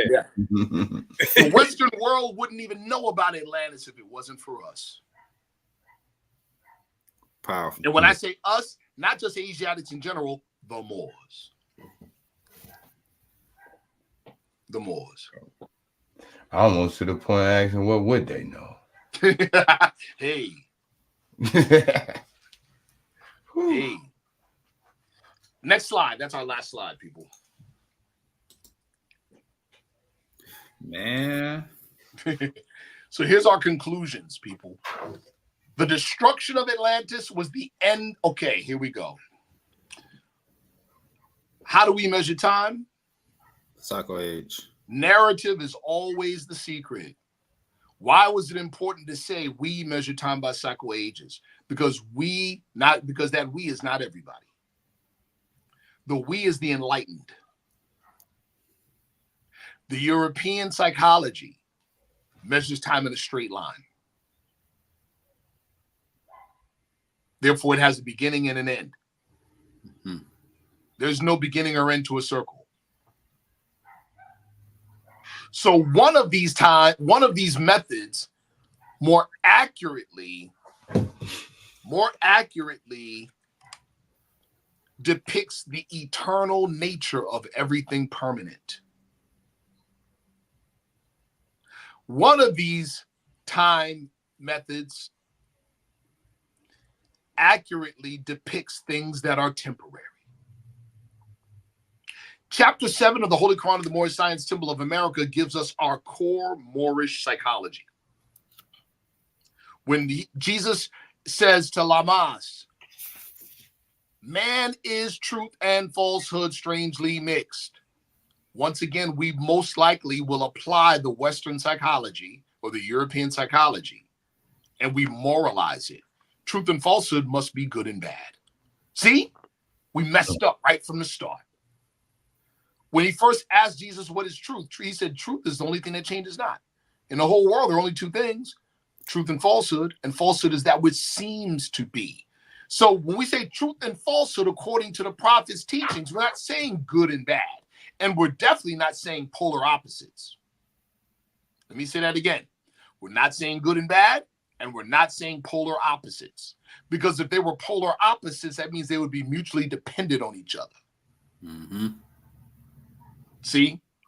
That means God and devil would be opposites, which means God wouldn't be God because the devil would be self-created. How about that? Mm. So when we say truth and falsehood, truth is anything that is permanent. And permanence means what? Eternal. Mm-hmm. Yes. Falsehood is illusion. That means what? It's temporary. Yes, sir. So it's not a moral thing. It's not a good thing and a bad thing. See? Truth is your hand. This is the analogy I give to my students. Truth is your hand. Falsehood is the shadow your hand casts on the wall. That shadow cannot exist without your hand, but your hand can definitely exist without the shadow. Okay. So I said that to say this. What are the implications of saying we measure time by cycle ages and negate to every age redeem a milestone in the journey of the race? We're in a state of technological advance in this particular world, in this particular era of time. We've been here before, many times before. Atlantis was the end of a previous cycle. Right. Things went right back to the horse and buggy days. Being the milestone in the race. Ta-da. See? Egypt, according to Solon and Plato, was a colony, a survivor of the previous cycle. Egypt was a remnant or colony of Atlantis. Ancient Olmec culture was also an Atlantean colony or an Atlantean remnant. Both, people, not either or, both. Atlantis was an empire, not just a single city-state. The reshot structure in Mauritania is the most plausible location for the city, described by Plato and Solon as the capital of Atlantis. The description of Atlantis and surrounding area can be found in the reshot structure area of Mauritania. Everything that he described, we could find right there geographically. The name Atlantis literally means the city of Atlas. King Atlas was the legendary son of Poseidon. Atlas was also the name of the first king of Atlantis, according to Plato. The ancient Moabites and Canaanites settled in this area and are known today as the ancient Berbers or the Mori people. The Niger and the Nile provided means of trade and transportation to and from Atlantis and Egypt, as well as across the Atlantic Ocean to the Americas. Pause for a second. Whoa. Right off the coast of Gibraltar, there's what's called the transatlantic current. Matter of fact, where the Niger outlets into the Atlantic Ocean is where you can find the transatlantic current. You know what the transatlantic current is called by mariners? The river under the ocean. Back in the 80s, a man named, I think it was in the 80s, it might have been the 70s, this Dutch man, or from Holland, by the name of Thor Heyerdahl. Thor Heyerdahl built two in the ancient manner, Egyptian reed boats. He called the Ra 1 and the Ra 2. He took sail off the coast of Gibraltar and hit the transatlantic current, and in less than, I think in 2 months' time, ended up in the Caribbean. Just like that. Just like that. Just like that. Just like that. Just like that. And back, and again, I'm preaching to the choir, but some of the audience may not have heard this. Back on the whole thing about diffusionism versus isolationism. Back, I think this was in the late 70s, early 80s, when scientific medical advances developed DNA analyzation. They did hair follicle analyzation on Egyptian mummies and found traces of cocaine. That's South America. Thank you. Colombia. That's right. So that in and of itself proved thousands of years of cross-cultural interaction across the Atlantic. Which brings me back to another thing about the map I showed of Herodotus.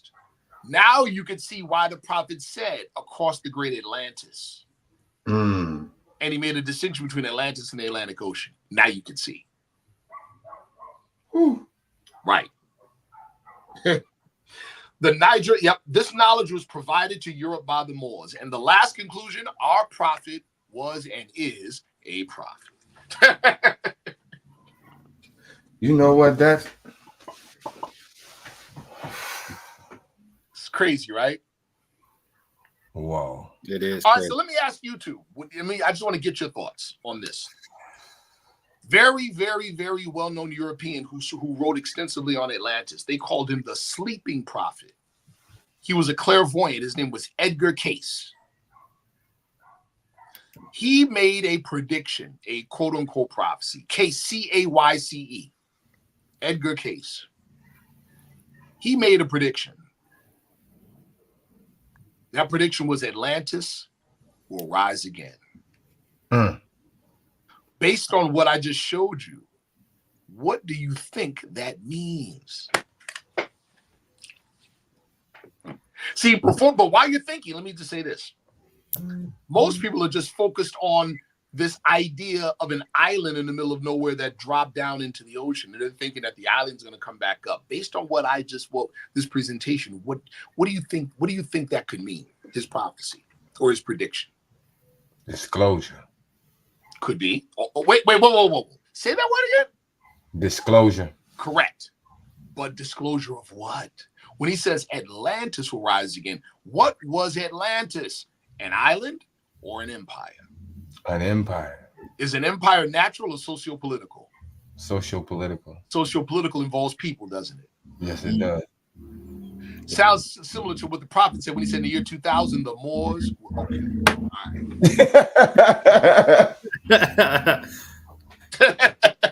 Cool.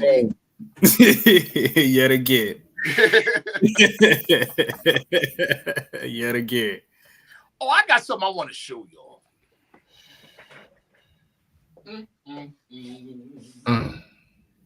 Okay. You want to talk about sleeping prophets and channelers and things like that? Our prophet started teaching in 1913, right? He started teaching in 1913. Agreed. As far as we know. Right, exactly, as far as we know. Now, there was an organization, right, that was founded in the 70s. And this organization is based on a series of channelings that these individuals, this guy named Mark Probert, was getting from some entity. Some entity. He formed an organization called Mark Age. This organization called Mark Age, guess what their motto is? You ready? I'm ready. Love in action. Mm. No, but I got to show you their symbol.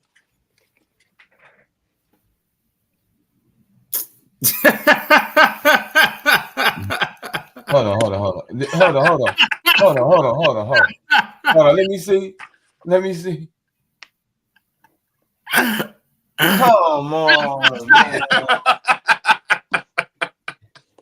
Ain't no strange. There's no strange happiness, man. No strange happiness, man. Look here, bro. Oh, they channeling that,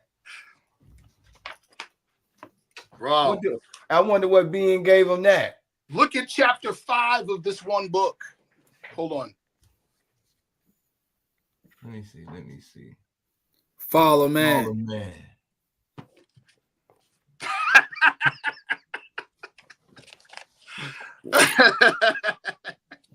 And what year that book came out? The 70s, bro. Oh.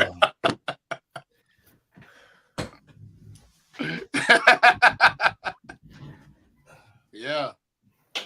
That is crazy, right? Hold on, he got Uh-oh, what you pulling out? Blow the dust off it, Mo.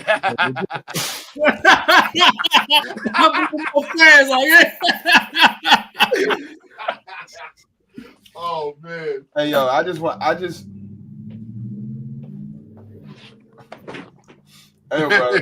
I want to show you some of the chapters of this book.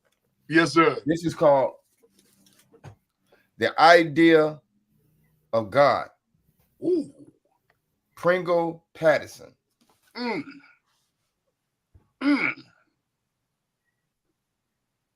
Right? That's all. Yeah, I blew my fez off, bro. He said blow the dust off. I blew the fez off. Listen. I don't think I'm gonna just look, bro. Let's look at something. Can you see that? What does it say? I can't see it. I'm gonna read some of the chapters. Yes, sir. And they're lectures. Ooh. These are lectures. What a good lecture. Music Cosmic ENT. Honest and gratitude for the $4.99 super chat. Praise Allah. Praise Allah. Alhamdulillah. We got, so the first one was not the first one. It says the liberating influence of biology. Ooh. The lower and the higher naturalism. Ooh. Man as organic to the world. Ethical man, the religion of humanity. Man, that's chapter 1 and everything, ain't Exactly. it? Positivism, and Gnosticism, Right. idealism, and panpsychism, Panpsychism. Yes. idealism and mentalism, Mm. brother. The law, pantheism, and the doctrine of degrees of truth. Wow. The criterion of value, its nature and justification. The ideal and the actual. The ideal, Woo. Woo. the absolute and the absolute and finite individual. Listen, That's crazy. the absolute. Then it says the idea of creation, telegraphy, Yes. as Telegraphy. cosmic principle, Yes. time and eternity. Yo, you already know. Just from what you're reading, brother, we're already seeing our prophet's footsteps clearly cut right in front of us. Man, I just Isn't started. it crazy when you can research what you believe to be something groundbreaking or something pioneering, only to see the prophet right in front of you already? Beloved, I have a this came from a library in Toronto. And it has a shelf number, and it has a registered number. Yeah. And it has a date that goes with it. And these are all marked in the book, handwriting. Yeah.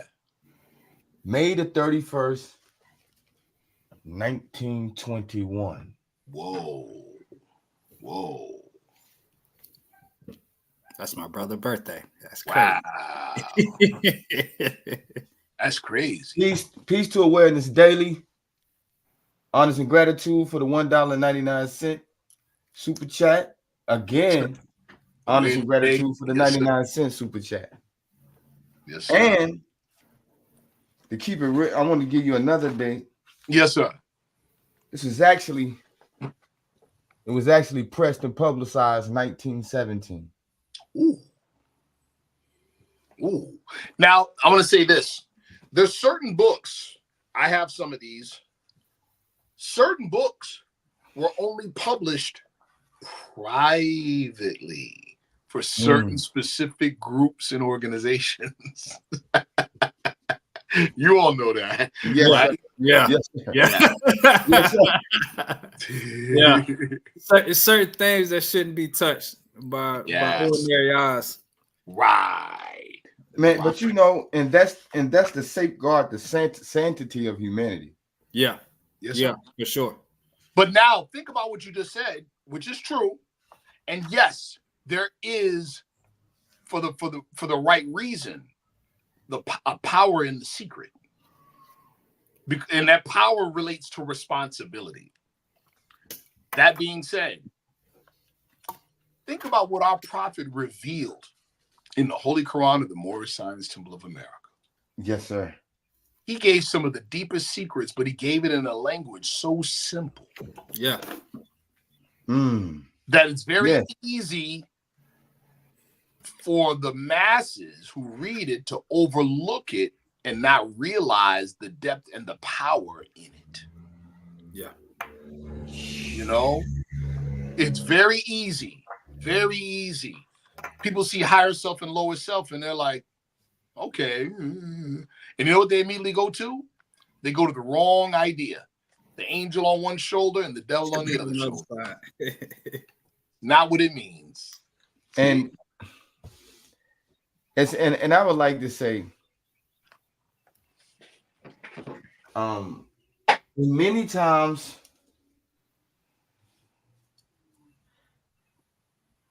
we don't understand the higher self and the lower self are only conditions of one existing consciousness.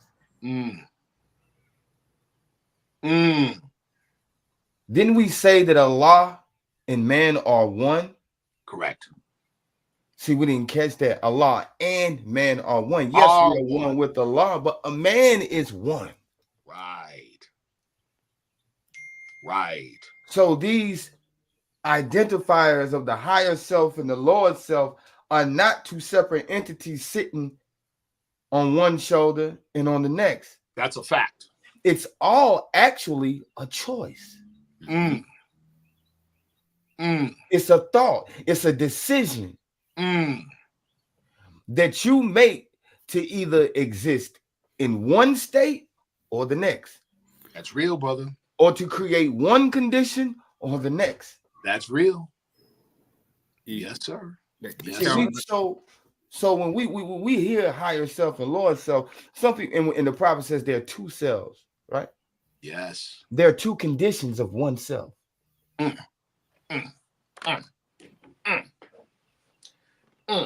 and both can't operate at the same time. Nope. Right. Now, see what you just said. I know the brother had something to say. I want to hear what he had to say. Yes.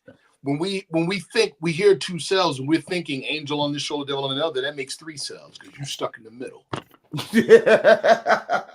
Yes, sir. Two. Yes. Two. Two, not three. Two. Yes, sir. Go ahead, brother. Yes, sir.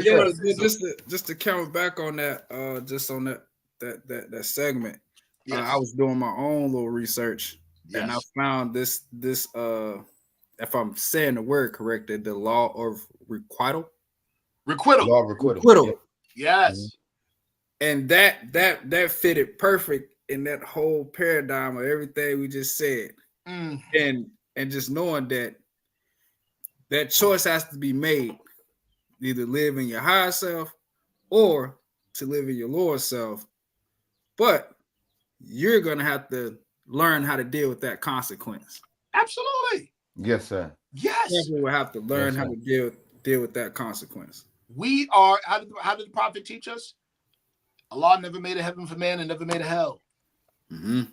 We are creators and make our own. Mm-hmm. So guaranteed, and to both of your points regarding higher self and lower self, and the decision as to which one we're going to emulate or serve, right? Which one who's the we? Our waking consciousness. So if I'm gonna be like, we all been there, somebody say something crazy to you or do something crazy to you, and you're upset. Yo, man, he got to get it today, right? Yep. I am now making decisions from what perspective? My passions. And because I'm in my passions and I'm making decisions, I'm going to create a condition that I'm guaranteed to regret. Because the lower self is rich in promises, but what? Poor in blessedness and peace. I'm guaranteed I'm going to make a decision I'm going to regret. But in that moment, which is the difficult part, here's the heavy lifting, people. And I say heavy lifting, pun intended. Yeah. Yes. Pun intended. Thought must be developed by the exercise of strength. So, in that moment when I'm heated and my lower self is saying it is righteous for me to knock this guy's block off. Yeah. My lower self is screaming that. Can I make the switch from passions to reason? In that moment. That's the heavy lifting. It is. As that ego is bruised. Don't we know about that? Ego is bruised. What? Yes. Yes. What? Yeah. Me in front of my friends? Yo, see, some of the brother got on this Denzel Washington. They're gonna do that to me. Yeah. Hey, look, I want to bring this up on the screen. Let's speak about that name, beloved. Yes, sir. Brother Sharif. Speak about that name. Jamal al-Din al-Afghani. Powerful brother. But a lot of people end up ascribing to him, but our people love a story. And we love to embellish. And there's the curiosity part of us, part of the soul, right? That wants to fill gaps. And sometimes we do it hastily, and we do it in our passions instead of reason. Yes, sir. So people will see a picture of Jamal al-Din al-Afghani. Oh, that's the prophet. Or, oh, he must have taught the prophet. No. Was there an influence? Possibly. Why do I say that? Jamal al-Din al-Afghani represented the Ahmadiyya demonstration. Am I correct? I believe so. I believe. I believe he was Ahmadiyya. But at any rate, let's look at it. What's the time context during the prophet's time? We're talking mid to late 20s, right? Yes, sir. And we're talking the mid to the late 20s. What was the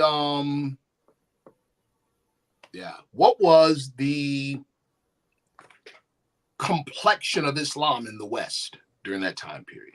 Before Brother Sheikh 7, you already know where I'm going with this. But before you all answer, remember that Abdul Aziz ibn Saud, right, the patriarch of the present day Saudi family, and the person who named the Hijaz Saudi Arabia. Remember that he did not come into power until January 8th, 1926. The very year that the Moorish Science Temple of America was incorporated as the Moorish Temple of Science in Chicago, Illinois. And what did that mark the end of? That marked, well, see, you want to go to, see, hold on. So, but the key I want to point out to, relative to the appearance of Islam in the West, it was not Saudi Arabian as it is today. It wasn't. So if that wasn't the predominant complexion of Islam in the West, what was? Here's the answer, people.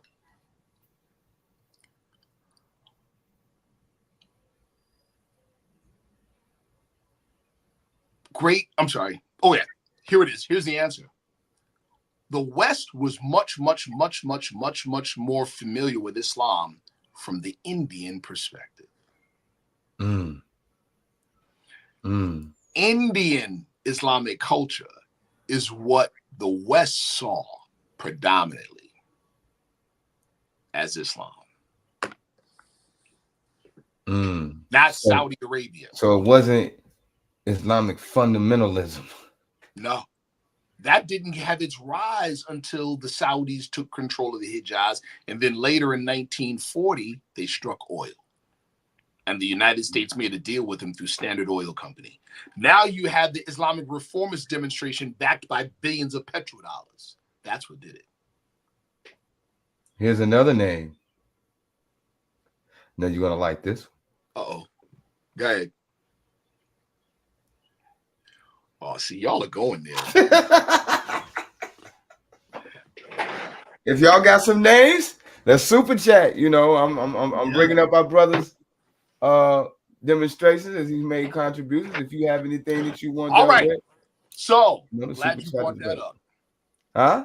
I'm glad you brought that. That name was brought up. Here we go. Yes, sir. Shout out to my good brother, who's at the University of Colorado, Patrick Bowen. You may have heard the name before. Yes, sir. Yes, sir. Patrick Bowen is the researcher and scholar who wrote the paper on Abdul Hamid Suleiman, and he speculated that Abdul Hamid Suleiman was the founder of Canaanite Temple.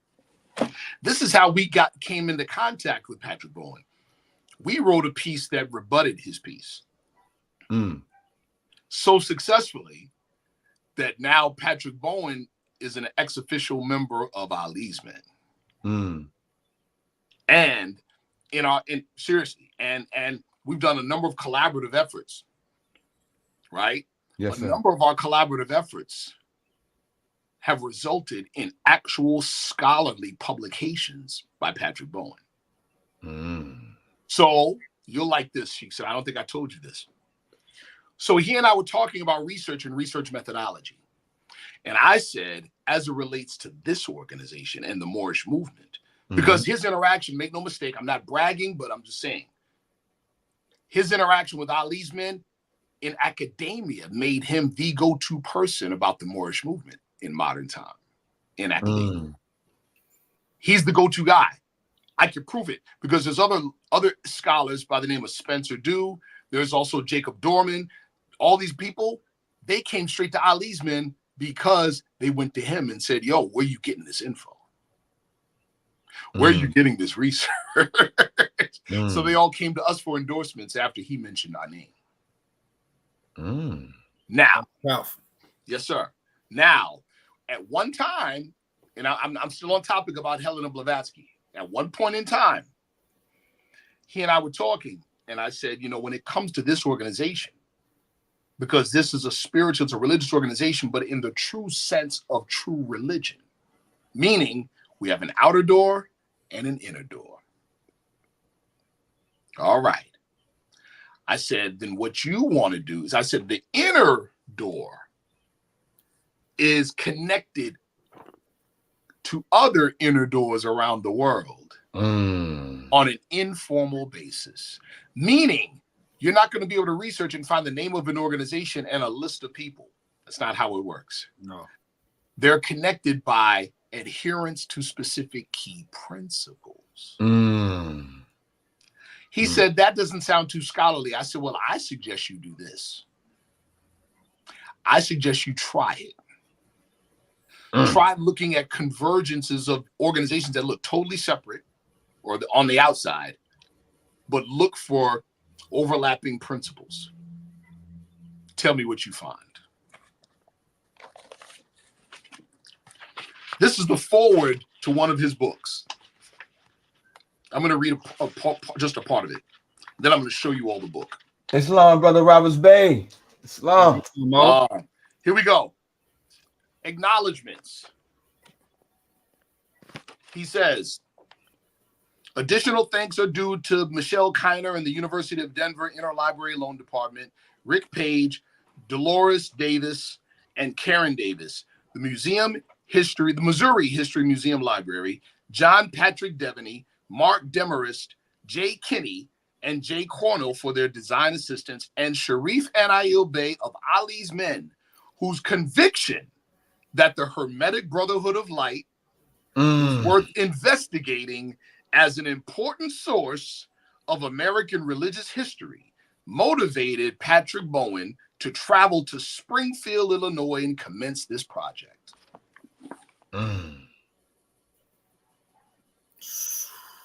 That's the name of the book, Letters to the Sage, Selected Correspondence of Thomas More Jefferson, Volume 1, The Esotericists.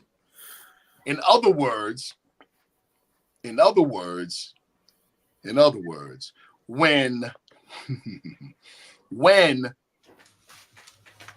Levi Dowling was hauled into court about the Aquarian Gospels and asked if he was the author, he said under oath, no.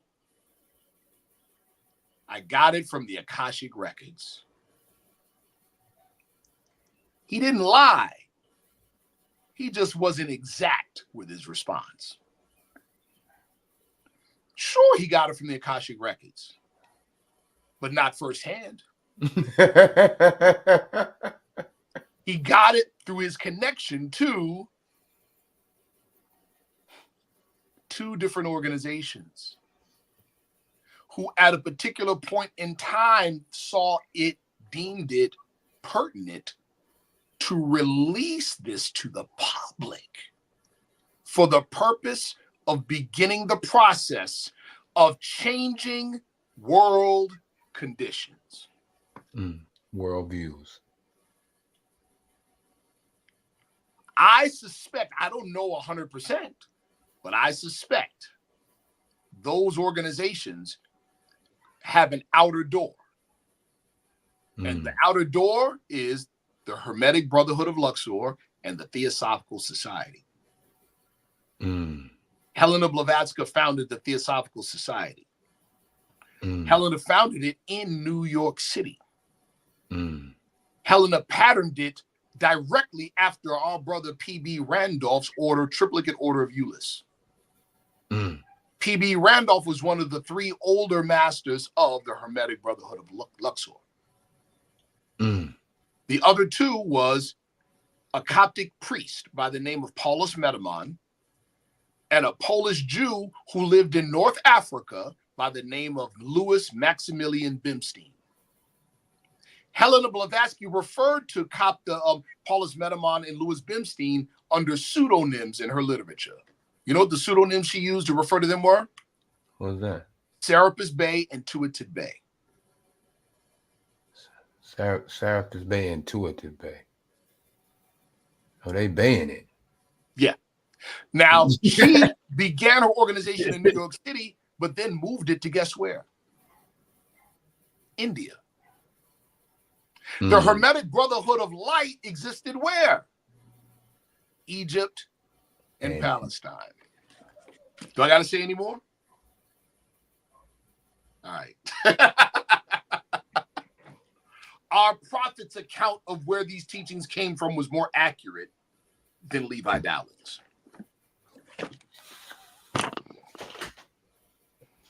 Boom.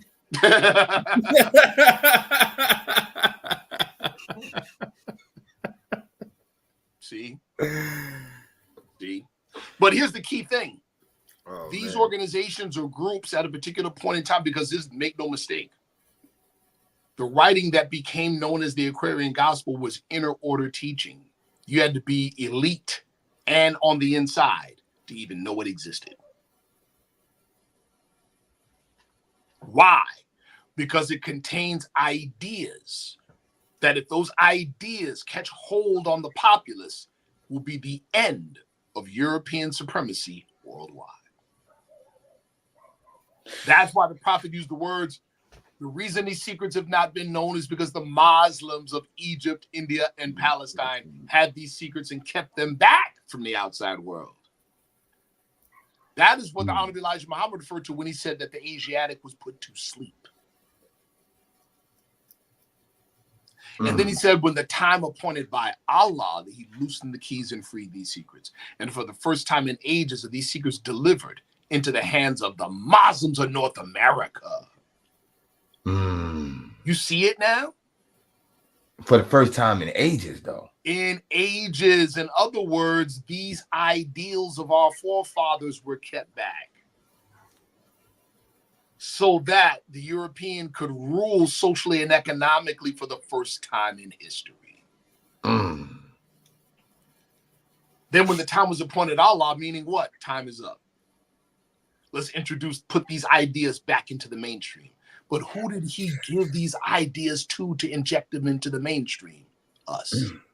And who cooler than us? Thank you, brother. but hold on. Now, on a serious note, right, we're talking about the advancement of humanity because the Prophet Jurali said that this is part of the great program to uplift fallen humanity. Humanity cannot advance into post-disclosure reality. We're only as strong as our weakest link. And right now, who's the weakest link? The fallen Asiatic sons and daughters of North America who don't even know who they are. Yes, sir. So who else would these secrets go to first? See? Well, it's absolutely imperative if we're going to raise humanity. Get it? Yes. If I lift you up, I don't lift you up by the hair on top of your head. I lift you up by your feet or your backside. Yes, sir. All right. Yes, sir. See? Like this, I get up under you to lift you. I start at the bottom and go up. We're at the bottom. See that? See how it all fits together? Awareness Daily is in here going off. I'm telling you, I've been trying to go back with bro, read, listen. I'm going back and read when he and he be on it, bro. Like honest and gratitude to Awareness Daily, who's always in the chat, participating, supporting. Big supporter, man. Here's my word to awareness daily. When we get the merch popping, Oh, we're yeah. gonna send you. We're gonna make sure we send you something free. Most definitely. Most definitely. And it'll be popping here soon. Oh, yeah. Man. Oh, man. Yo. Yeah. He opened up something with the Helena Blavatsky thing. Yeah. Yeah, man. Oh, Yeah. I got a name. Uh-oh. Go ahead. I ain't gonna do it. Thank you. Let's talk about yes, I will. Go ahead. Let's talk about Suleiman. Ooh, let's talk about him. Let's talk about That's him. deep. I'm glad. Let's talk about him because you got a lot of people that will, because they're just itching. They're looking, enemies of the movement, detractors of the movement. They're looking for anything to try to disqualify or discredit the prophet. So they'll say, "Oh yeah, Suleiman taught Noble Drew Ali." Nah, wrong. Okay. They'll say, "Oh well, Suleiman. We can show that Suleiman. We got evidence that Suleiman was at Canaanite temple." Yes, true. In 1921, that's the earliest you could place him. See, the biggest thing that convinced Patrick Bowen when we got at him was that we have the full interview of the last surviving member of Canaanite Temple. His name was James Walker. So the late Grand Sheik of Temple Number 10 in Newark, New Jersey, I got you, brother. Trust me, I got Sheik 7. And brother, I got you. I'll send it to you. No worries. I got you. So they used to, every year, they used to do a bus ride, a bus tour for the members through the area where Canaanite Temple existed. Right now, that's on the University of Rutgers campus, 12th and Rutgers. Right? Right. And so, Brother C.L.S. Ill's secretary one day came to him and said, "Listen, brother, there's this brother I've been trying to tell you. There's this brother that wants to talk with you. He was kind of brushing it off. And then finally he said, "Listen," she said, "listen, the brother's in the hospital. He wants to talk to you." So Brother C.L.S. Ill went to him. He said, "This brother knew our prophet." So he said, "What? Okay." So he goes and visits him. The man has terminal cancer. Right? So he goes and visits him and he interviews him. He says, "When was the first time that you saw him?" He said, "I saw him at 181 Warren Street." He said, "What year was that?" 1913. Well, what was 181 Warren Street? A barbershop. Dixon's barbershop. James Dixon. That's right. So that's where they all used to meet. Sound familiar? Yeah. Started in the barbershop. Yeah. 1913, he's teaching in the barbershop, right? And the first meeting that I ever attended of the Moorish Science Temple of America was in a barbershop in Stamford, North Carolina, called Heading's Barbershop. Wow. Ain't that crazy? Yes, sir. That's so crazy.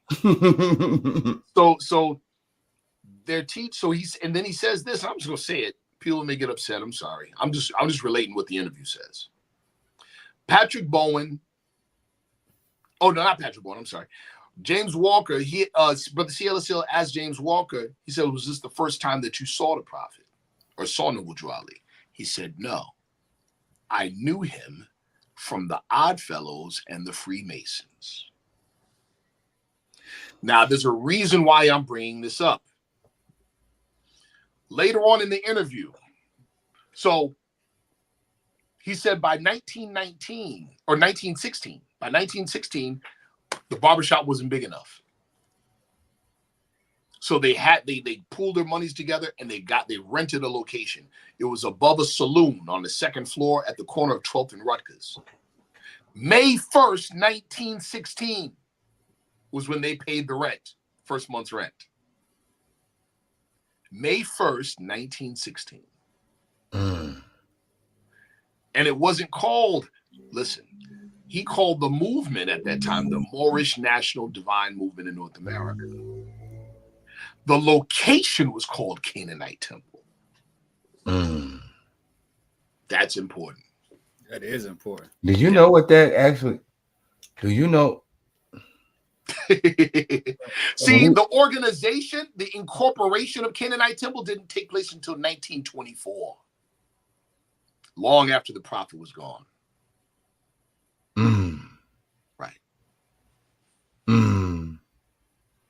See?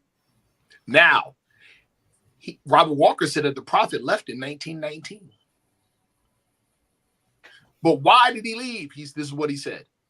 He said, because Noble Drew Ali was teaching us that our nationality was Moorish American. He was teaching us that we were descendants of Canaanites. He was teaching us that our religion was Islamism. James Walker did not agree. James Walker was his assistant, the owner of the barbershop. Yeah, he called him that brother called him a 2x4 preacher. Yes, sir. What did that mean? After you get through, tell me what that means. Yeah. So they used to say 2x4 or 2x2. It became a slang word. They kind of messed it up and said 2x4. Okay. But what they really meant was 2x2 because it was a missionary tactic going door to door. 2x2. Get it? You go in twos. There you go. Oh, so he was a door-to-door preacher. That's what the prophet was doing. The prophet was doing it, and James was helping him.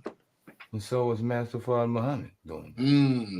Doing the same thing, wasn't he? So, okay. So, 1919, he leaves. Why does he leave? Because the majority of the members sided with James Dixon about religion. This is key. Why? Follow me. In 1921, Abdul Hamid Suleiman pops up in New Jersey from New York City, saying that, look, I'm the Grand Master of this particular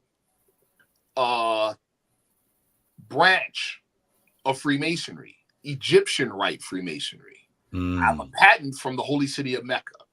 That's what he said. I can listen closely. Both of you know exactly what this is. What he said. I had all this Masonic knowledge. They were very much attracted by that. He said, I'm offering it all to you, and I'm offering to heal you over. Please explain to the audience what that means. Man, here we go. In order to be healed over into a Masonic organization, it means that it had to be presumed, assumed, or you would have had to have a connection to a Masonic body prior. Meaning you were already initiated, passed, and raised as a Master Mason. Am I right? Right. Well, who was he offering to heal over? The members of Canaanite Temple.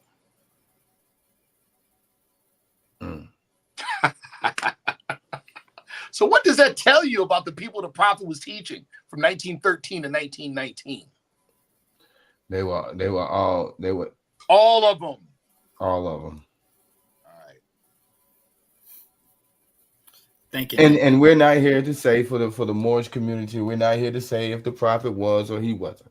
We're not even addressing that. We're not even addressing that. That's not even a. We are addressing facts, though. Yes, sir. That we are. Now, it was that one thing. Here it was. He said, I'll heal you over on one condition. What was the condition? They had to give up Christianity to become Muslims. That was the deal breaker for them. They said, nope. That was a deal breaker.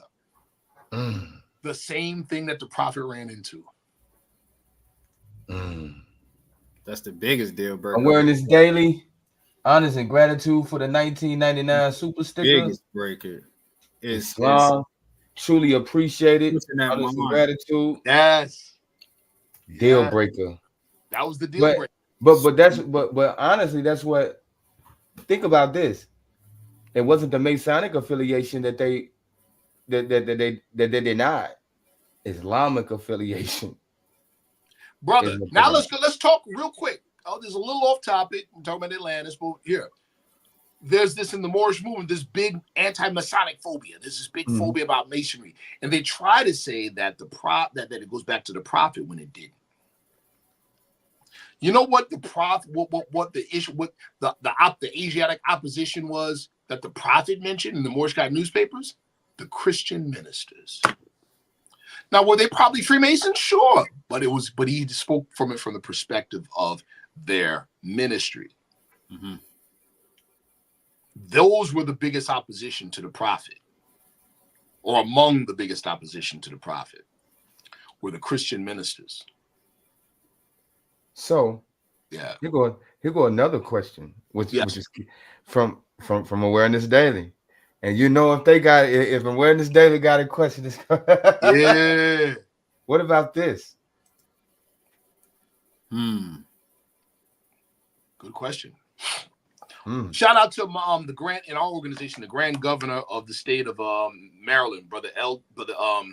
Stewart Bay, high degree Freemason and researcher. He's the Grand Governor of the state of Maryland. He would say that the prophet had a Masonic connection, but it was not Prince Hall. That's what he would say. I personally don't know. You know, what about all that and the connection to Prince Hall? So I think what Awareness Daily is possibly referring to, I don't know. I think what he may be referring to is the possibility of there being missing or hidden history relative to Prince Hall. Prince Hall being a free man from the Caribbean, a free Asiatic from the Caribbean, and receiving a charter from the British, not the colonies. Bingo. Right. He received a charter from the British. Africa Lodge 459. That came from the British. The original Don Dada. Yes, sir.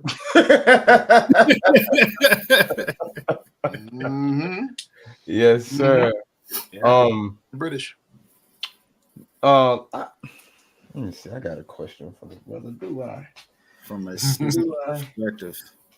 Oh man. But this thing now, one of the things I'm telling you that really strikes me, like with this whole thing relative to Atlantis, is again narrative. You know,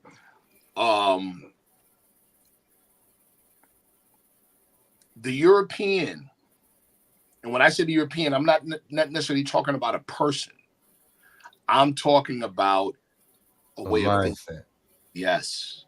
The European will do anything to maintain his narrative. For sure. Y'all seen recent posts where somebody's exposing the handlers to Ice Spice, to Sexy Red, and the Glorilla? Yes. Y'all saw that? Yes, I did. Absolutely disgusting.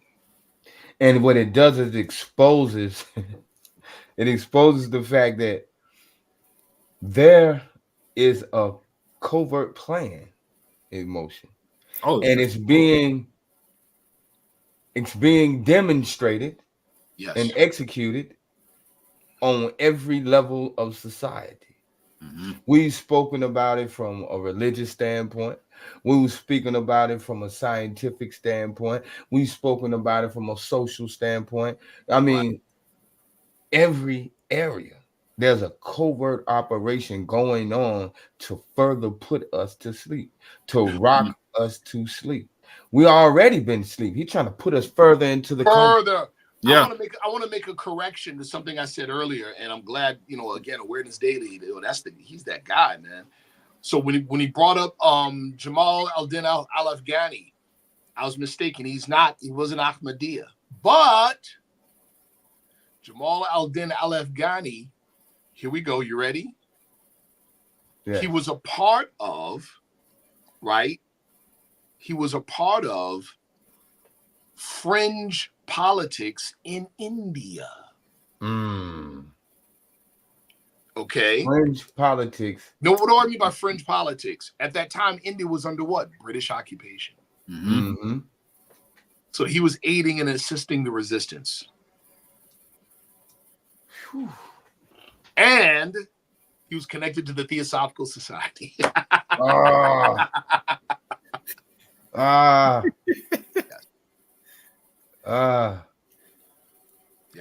Oh man, Islam. The very first European convert to Islam in America. His name was Thomas More Johnson. Thomas More Johnson. He was the first open European convert to Islam in America. You know what led him there? What led him there? The Hermetic Brotherhood of Luxor and the Theosophical Society.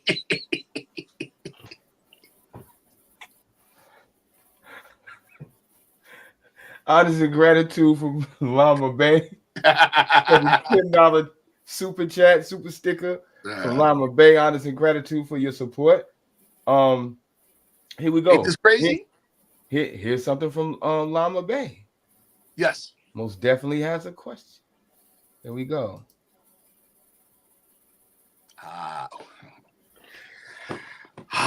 Yeah, y'all try to they on it tonight. They on it tonight. Yeah. Here we go. Yeah. So let me share some interesting facts about Deuce Muhammad Ali. Some real interesting facts. So in the very beginning, I mentioned a couple. One, right? Yeah. The Treaty of Fez is signed, which turns over Morocco to the Spanish and the French in 1912. The end of that year, Deuce Muhammad Ali begins publishing Africa Times and Orient Review. Okay. All right. Which is a magazine dedicated to articles speaking out against European colonization in African and Asian nations. Why is that significant? This is 1912. You're talking about Manifest Destiny being shifted into third gear. Yes. It wasn't safe. That wasn't safe. That wasn't comfortable, but he did it. Here's where it starts to get interesting. If you start to look at some of the contributing editors who wrote for the Africa Times and Orient Review, y'all are sitting down, right? Y'all sitting down? Y'all sitting down? You familiar with the man named C.W. Ledbetter? Yeah. How about Annie Besant? How about Edward Bulwer-Lytton? These were top tier esotericists and occultists in elite secret orders. What in the world were they doing writing in this? Oh, come on, man. Come on, man. Yeah. They wrote in Deuce Muhammad Ali's publication. You can tell you what Awareness Daily said? What's that? Wake up, Neo. Wake up, Neo. Wake up. What you said, Awareness Daily? It's white rabbits everywhere, huh? Yeah. Man, on That's the real. subject of Sufism. Yeah. In The African Sufi Brotherhood. See, I'm not familiar with the African Sufi Brotherhood. I will say this. You know who was present at his funeral? Who's? At Deuce Muhammad Ali's funeral? Who was that? Ancient primitive right Memphis Mizraim was there. Because his wife was a member. Maybe he was, maybe he wasn't. I don't know, but his wife was. And we know some people to have these people of high level secret orderism. But come on, man. Again, I got to go back to that. What in the world were they doing writing in his magazine? That's crazy. That's wild. Something was there. C.W. Ledbetter was a high degree Freemason and esotericist and occultist. And when I say high degree, I'm not talking high degree because he had some money and he had a big title. High degree because of their accomplishments. In a previous presentation I did, you were privy to this, Sheikh Seven. Yes, sir.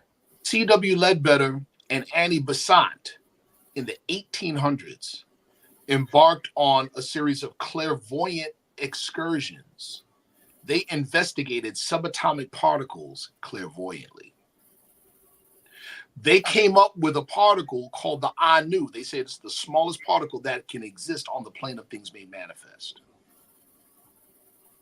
They said this particular particle had just enough mass or just enough energy where it could maintain a presence in 3 dimensions. It had mass. Just enough. But it's a vortex. It's called the Compton radius vortex. Well, a vortex has 2 ends. Right. The Compton radius vortex is a wormhole. It is literally the borderland between the plane of soul and the plane of things made manifest. Hold on. Western science, they drew a picture of this thing they call the Anu. They drew a picture of it. Western science in the 1990s discovered that same particle. They called it a Compton radius vortex or a Bose-Einstein condensate. And guess what? The picture they took of it looked exactly like Ledbetter's drawing in 1800s. I got, I have the presentation, but we ain't gonna do too much digging today. And I'm telling you, that presentation is heavy. But he did the presentation. The video is most definitely on our page. Yes. It's the one on quantum physics and the quantum physics, more science and quantum physics. That's right. Yes, sir. It's on our page, and he presented that. He has he did a PowerPoint presentation just like he did tonight on that particular topic. Absolutely. And it's definitely actually our highest viewed video. Praise the Lord. So praise the Lord. It most definitely is a powerful and beautiful demonstration and presentation from the brother. Yes, most sir. Definitely. So this is C.W. Ledbetter. He's of that caliber. And he's writing articles for Deuce Muhammad Ali about or against European he's European. Against European colonialism in African and Asian countries. Here's Lama Bey again. I don't know about all of that. I don't know about he brought Moorish history to America. I don't know. Did he wear a fez? Yes. Did he have an institution in Detroit? Yes. Was he teaching Moorish history? I don't know about that. But yeah, Deuce was a very, very, very, very important character. But again, we want to, like in the chapter, Pinnacle of Wisdom in the Holy Quran of Moorish Science of America, we have to esteem things as they are. We don't want to blow it up. We don't want to diminish it. We want it as it is. Yes. Mm-hmm. You see what I'm saying? Yes. Yeah, we don't want to be too spectacular with it. Right. Yeah. Because then it does injustice to the reality of the situation. And at the very worst, it could lead people in the wrong direction. Facts. Yes, sir. Yes, sir. Lead people in the wrong direction. We have to be responsible. Like I said, we're a colorful people.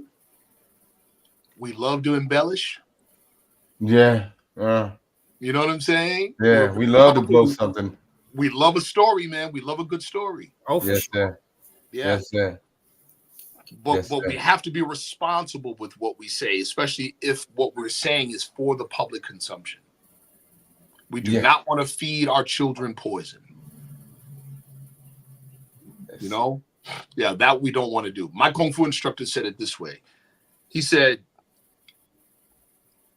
it's better to drink poison than to say the wrong thing. Because if you drink poison, it's only you that die. That is true. If you say the wrong thing, you could kill the whole nation. Yes. Mm-hmm.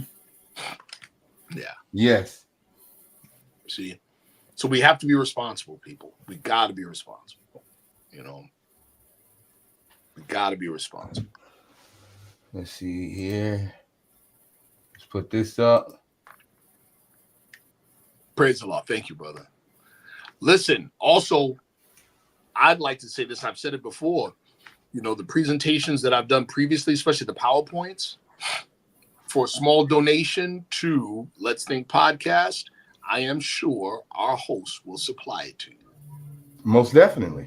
Praise the and Lord. On the last video, the one we just did with Brother Sharif, I did go back and place, and I'll place it in this one after we get through, and I'll give you directions on how to purchase it, this is what I would like for you to do. I'll place my Cash App is here. Play my Cash App. Muslim Life merch. Muslim Life. You see the link is right here. Let me pull it up so ones will see it. Just for a second, then we'll pull the brother's Cash App back up. We're right here. There's the Cash App right here. And you can send a small donation to this Cash App. In the comment section 4, play slides. And my email will be in this comment section. One thing you have to do is screenshot your payment, send it to that email, and put in the subject matter slides. And what I'll do is attach that and reply to your email with the presentation. So it's 3 presentations that we have. So, the brother hasn't set a price. No, that's for you, brother, because that's your thing. All right, but yeah, that's your thing. That's for you. Pardon me, just a second, people. Yes, sir. And you can inquire via let me put the email I would like ones to contact me at in the chat right quick. Here we go. That email, which is in the comment section. There you go. Contact me there. Screenshot your payment. Will do.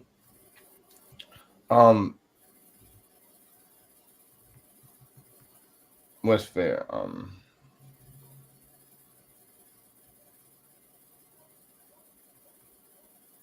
So you can send us a donation of $10 to Muslim Life merch at Gmail. The Gmail is right here.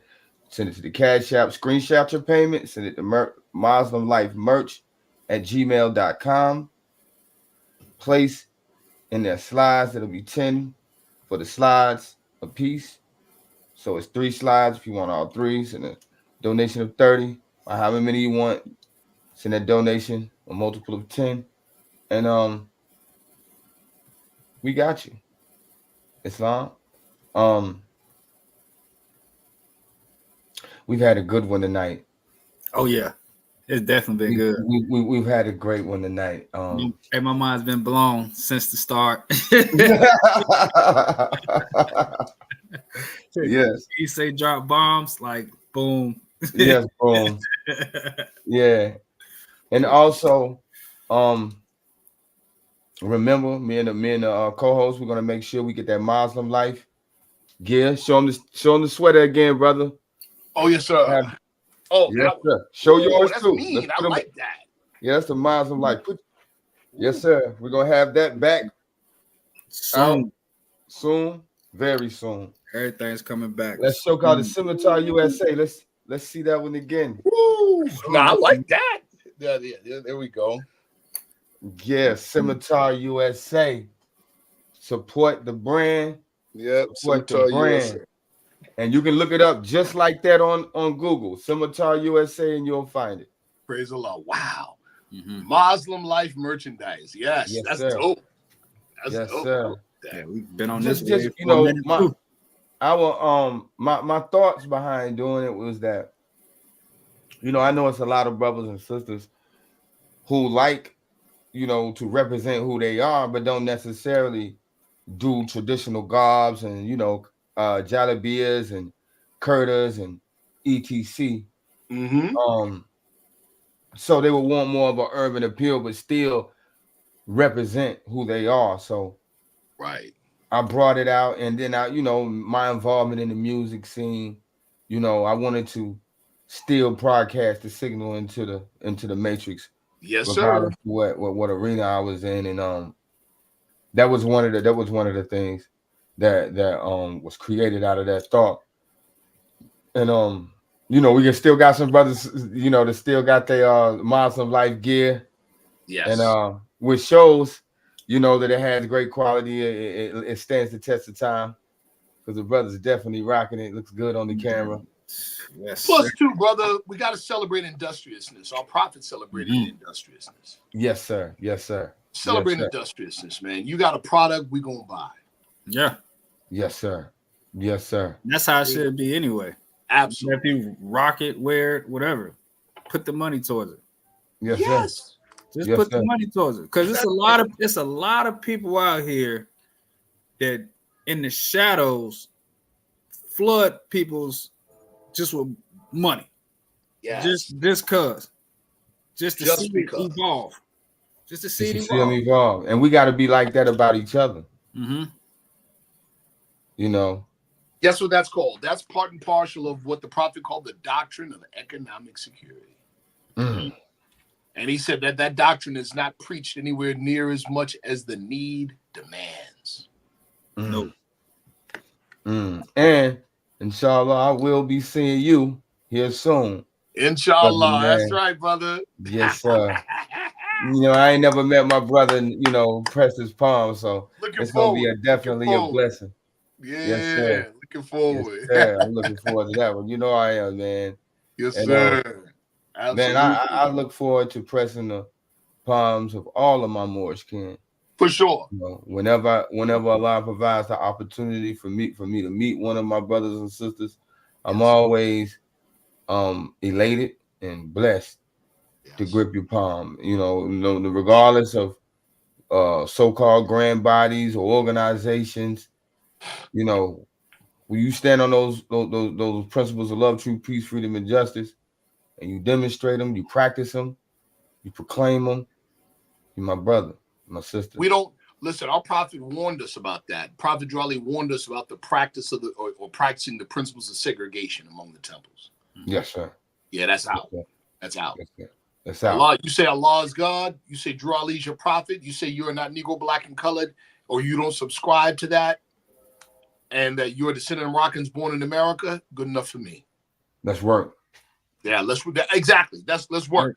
Let's work. There's when I did the debate in Harlem against Brother Reggie in 2016, just before, at one point I went in, we did the, we met in the just that day. We met, in the green room to discuss the rules and everything. And I said, man, I've been fasting for a number of days. I want to get some meat. They said, brother, we're gonna walk with you in and go get a smoothie. I said, yeah, let's go. So it was like a little miniature parade walking down the street with 125 to get the smoothie. So it was me. I had a security team, had other more. It looked crazy. Anyway, we went to this brother's smoothie shop who was from Senegal. Now, we didn't know. We just said, yeah, let's go here, right?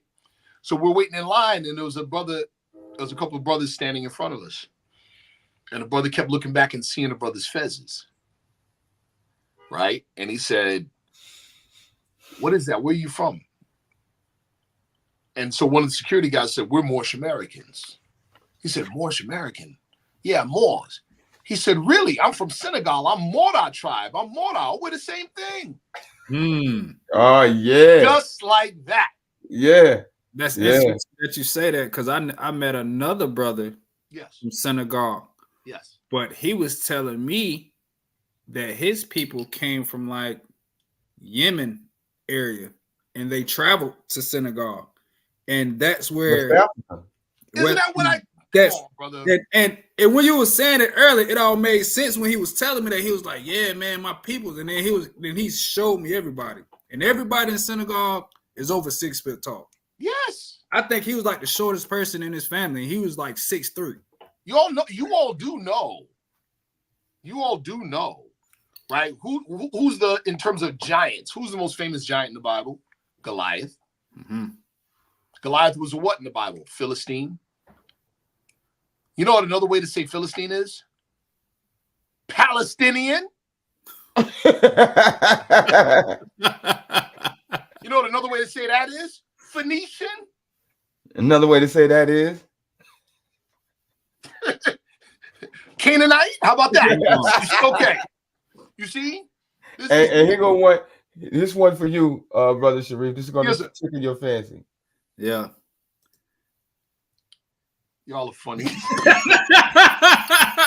Hey, I ain't want to bust out laughing when I saw it the first time. Hey, Yo. Rob, Bay, bro, good to see you too, Muslim. Yo, I ain't want to just bust out laughing because I Yo. saw it. I was like, yo, ain't Yo, nobody please. seen Brother Reggie sing funny. Y'all play too much, 16, it was like my man is.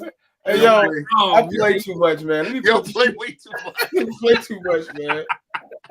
So man, that was a joke, man. That, you know, we had to get that one in. Bro. Yeah, that was a given. That was a given, bro. That was a given. That was a given. But back to that.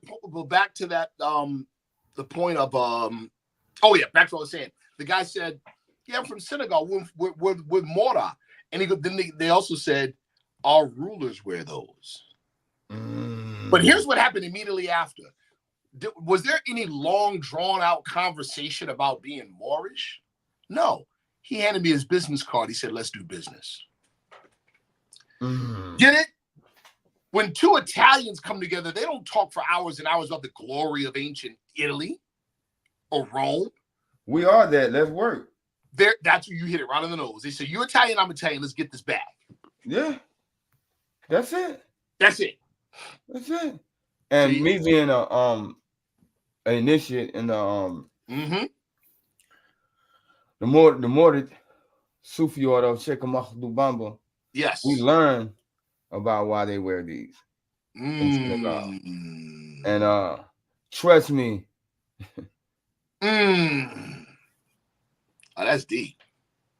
All right, off camera, we're gonna have a conversation. I'd like to hear that too. Yeah, trust me. Hey, listen. Yeah, trust me. Trust me. Well, brothers, we've been on about 2 hours and almost 3 minutes. Yeah, I gotta put some food in my stomach. I ain't able. Yes, sir. I'm on the same wave. Yes, sir. Honors and gratitude. Everybody, please hit the like button on the way out. Yes. Hit the like button. Please hit the like button. Please hit the like button. Honors and gratitude to everybody that supported the channel. Sure. Let me go through it. We'll start from the bottom. We got Lama Bay. Thank you for the honors and gratitude for the $10 chat. We got Awareness Daily for the $19.99 chat. We got Awareness Daily again, 99¢. Honors and gratitude. Awareness Daily again, $1.99. Honors and gratitude. Music Cosmic ENT, $4.99. Honors and gratitude. And honors and gratitude to all who viewed tonight, been in the chat, corresponded. Appreciate you. Creator of the boundless universe, I want to say, shout out to you. Honors and gratitude to you for being in the chat, supporting, encouraging the people. The thumbs up. Hit the thumbs up. I appreciate you. Everybody hit the thumbs up on the way out. Here's our brother Sharif Anael-Bey's Cash App again. Praise the Lord. And I will leave it on the screen so it's here. And with those who come back and watch the video, it's there. It's right here. I just want to say this real quick too. Shout out to the brother Brown's Universe. Is the glass half empty or half full? Right. Listen, there's 25 watching. That's beautiful. This thing is growing. It's unfolding. Yes, sir. You know what I'm saying? It's unfolding. And the listen, on the charter of the Holy Quran, the charter of the Moorish Science Temple of America, there's a picture of an animal. That animal is called the Bactrian beast, the 2-hump camel. Mm-hmm. Right? There is no picture of a jackrabbit. The race is for those who can endure. Yep. Yes, sir. Yes, sir. See? And that's what we're gonna do. Right. Inshallah, we're gonna keep our Bactrian beast, that thought, that state of mind. Yes. And we're gonna continue to create that condition. Yes. And absolutely. To everybody in the chat, we appreciate you. My brother's yawning, that means his body is depleted and it needs some energy. And we appreciate you for sacrificing the time out your day, brother, man, every time. And brother, I know we got plenty more shows to do. We got plenty more work to do over here. Oh yeah. And hey man, the people love you, bro. I love you. Bro, I We love love what I you. do, and I just love being useful. So praise the Lord. Praise the Oh, Lord. you most definitely that, brother. Oh, yeah, You're sure. that and beyond. You're that and beyond, brother, man, because you're not only teaching the Moors, you're teaching everybody watching. Mm. You know what I'm saying? It's not just about us as Moorish American Muslims. Right. It's about you teaching the truth and extending the truth and the learning to everybody who's willing to hear, everybody who's willing to listen, everybody who's willing to go research, you know, and then you're placing the research right in front of their face. So the only thing they got to do is you know, rewind it. Right. Go do your research, rewind it, take your notes, do what you got to do. You know what I'm saying? That's why we do this. You know, I, you know, in an honorable, in a positive way, I challenge people to find something wrong with what I said. Because to do so, you got to dig. Yeah. And then guess what? That's still the exercise of strength. Yes. You know what I'm saying? So, because we're not taking things upon face value. Correct. We're taking that information and lifting it up, moving it, shaking it, turning it over, looking at it, inspecting it, analyzing it. That's you know right. What I'm saying? That's right. That's right. In other words, you're working. Yes, sir. You're working. Most definitely. You know what I'm saying? You're working. That's important. Last thing we need is people, you know, me pointing at the moon and other people looking at my finger instead of where I'm pointing to. But you know, it's so much of that, beloved. Yes. Oh, yeah. It's so much of that, beloved.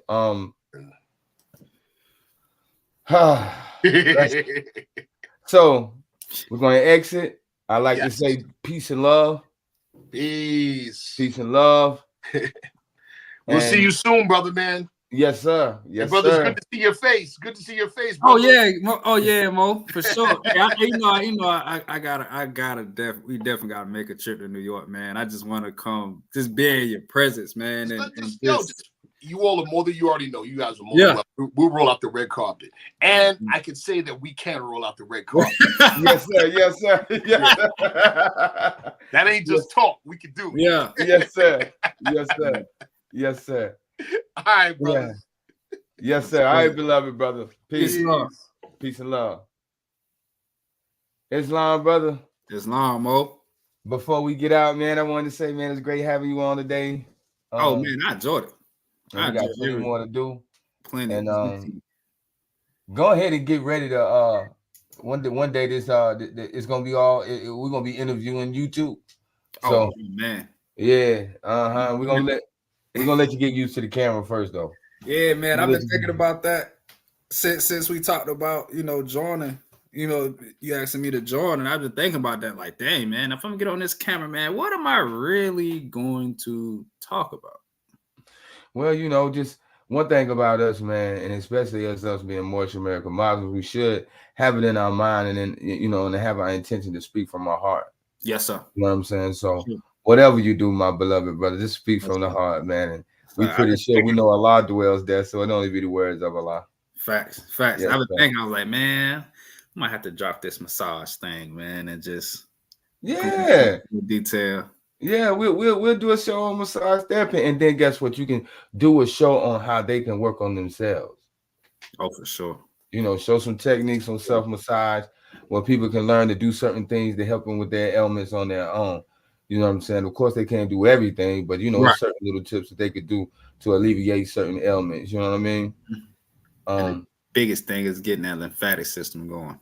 Yes, sir. I.e., what they would call the immune system. Bingo. As long as you get your lymphatic system moving and keep it moving, you'll definitely come out a better person. For all who in the chat who didn't get to see the presentation, because I saw a few people come in late, rewind this, go check out that presentation. It's heavy. It's heavy. It's heavy. And the dialogue along with it was most definitely heavy. So, you know, without further ado, I'm gonna sign out. I know my brother's getting ready to sign out. We got business. We got things to handle in the AM. So, brother, man, I love you. Talk to you in the AM, inshallah. Yes, sir. And until next time, let's all remember to do what? Let's think.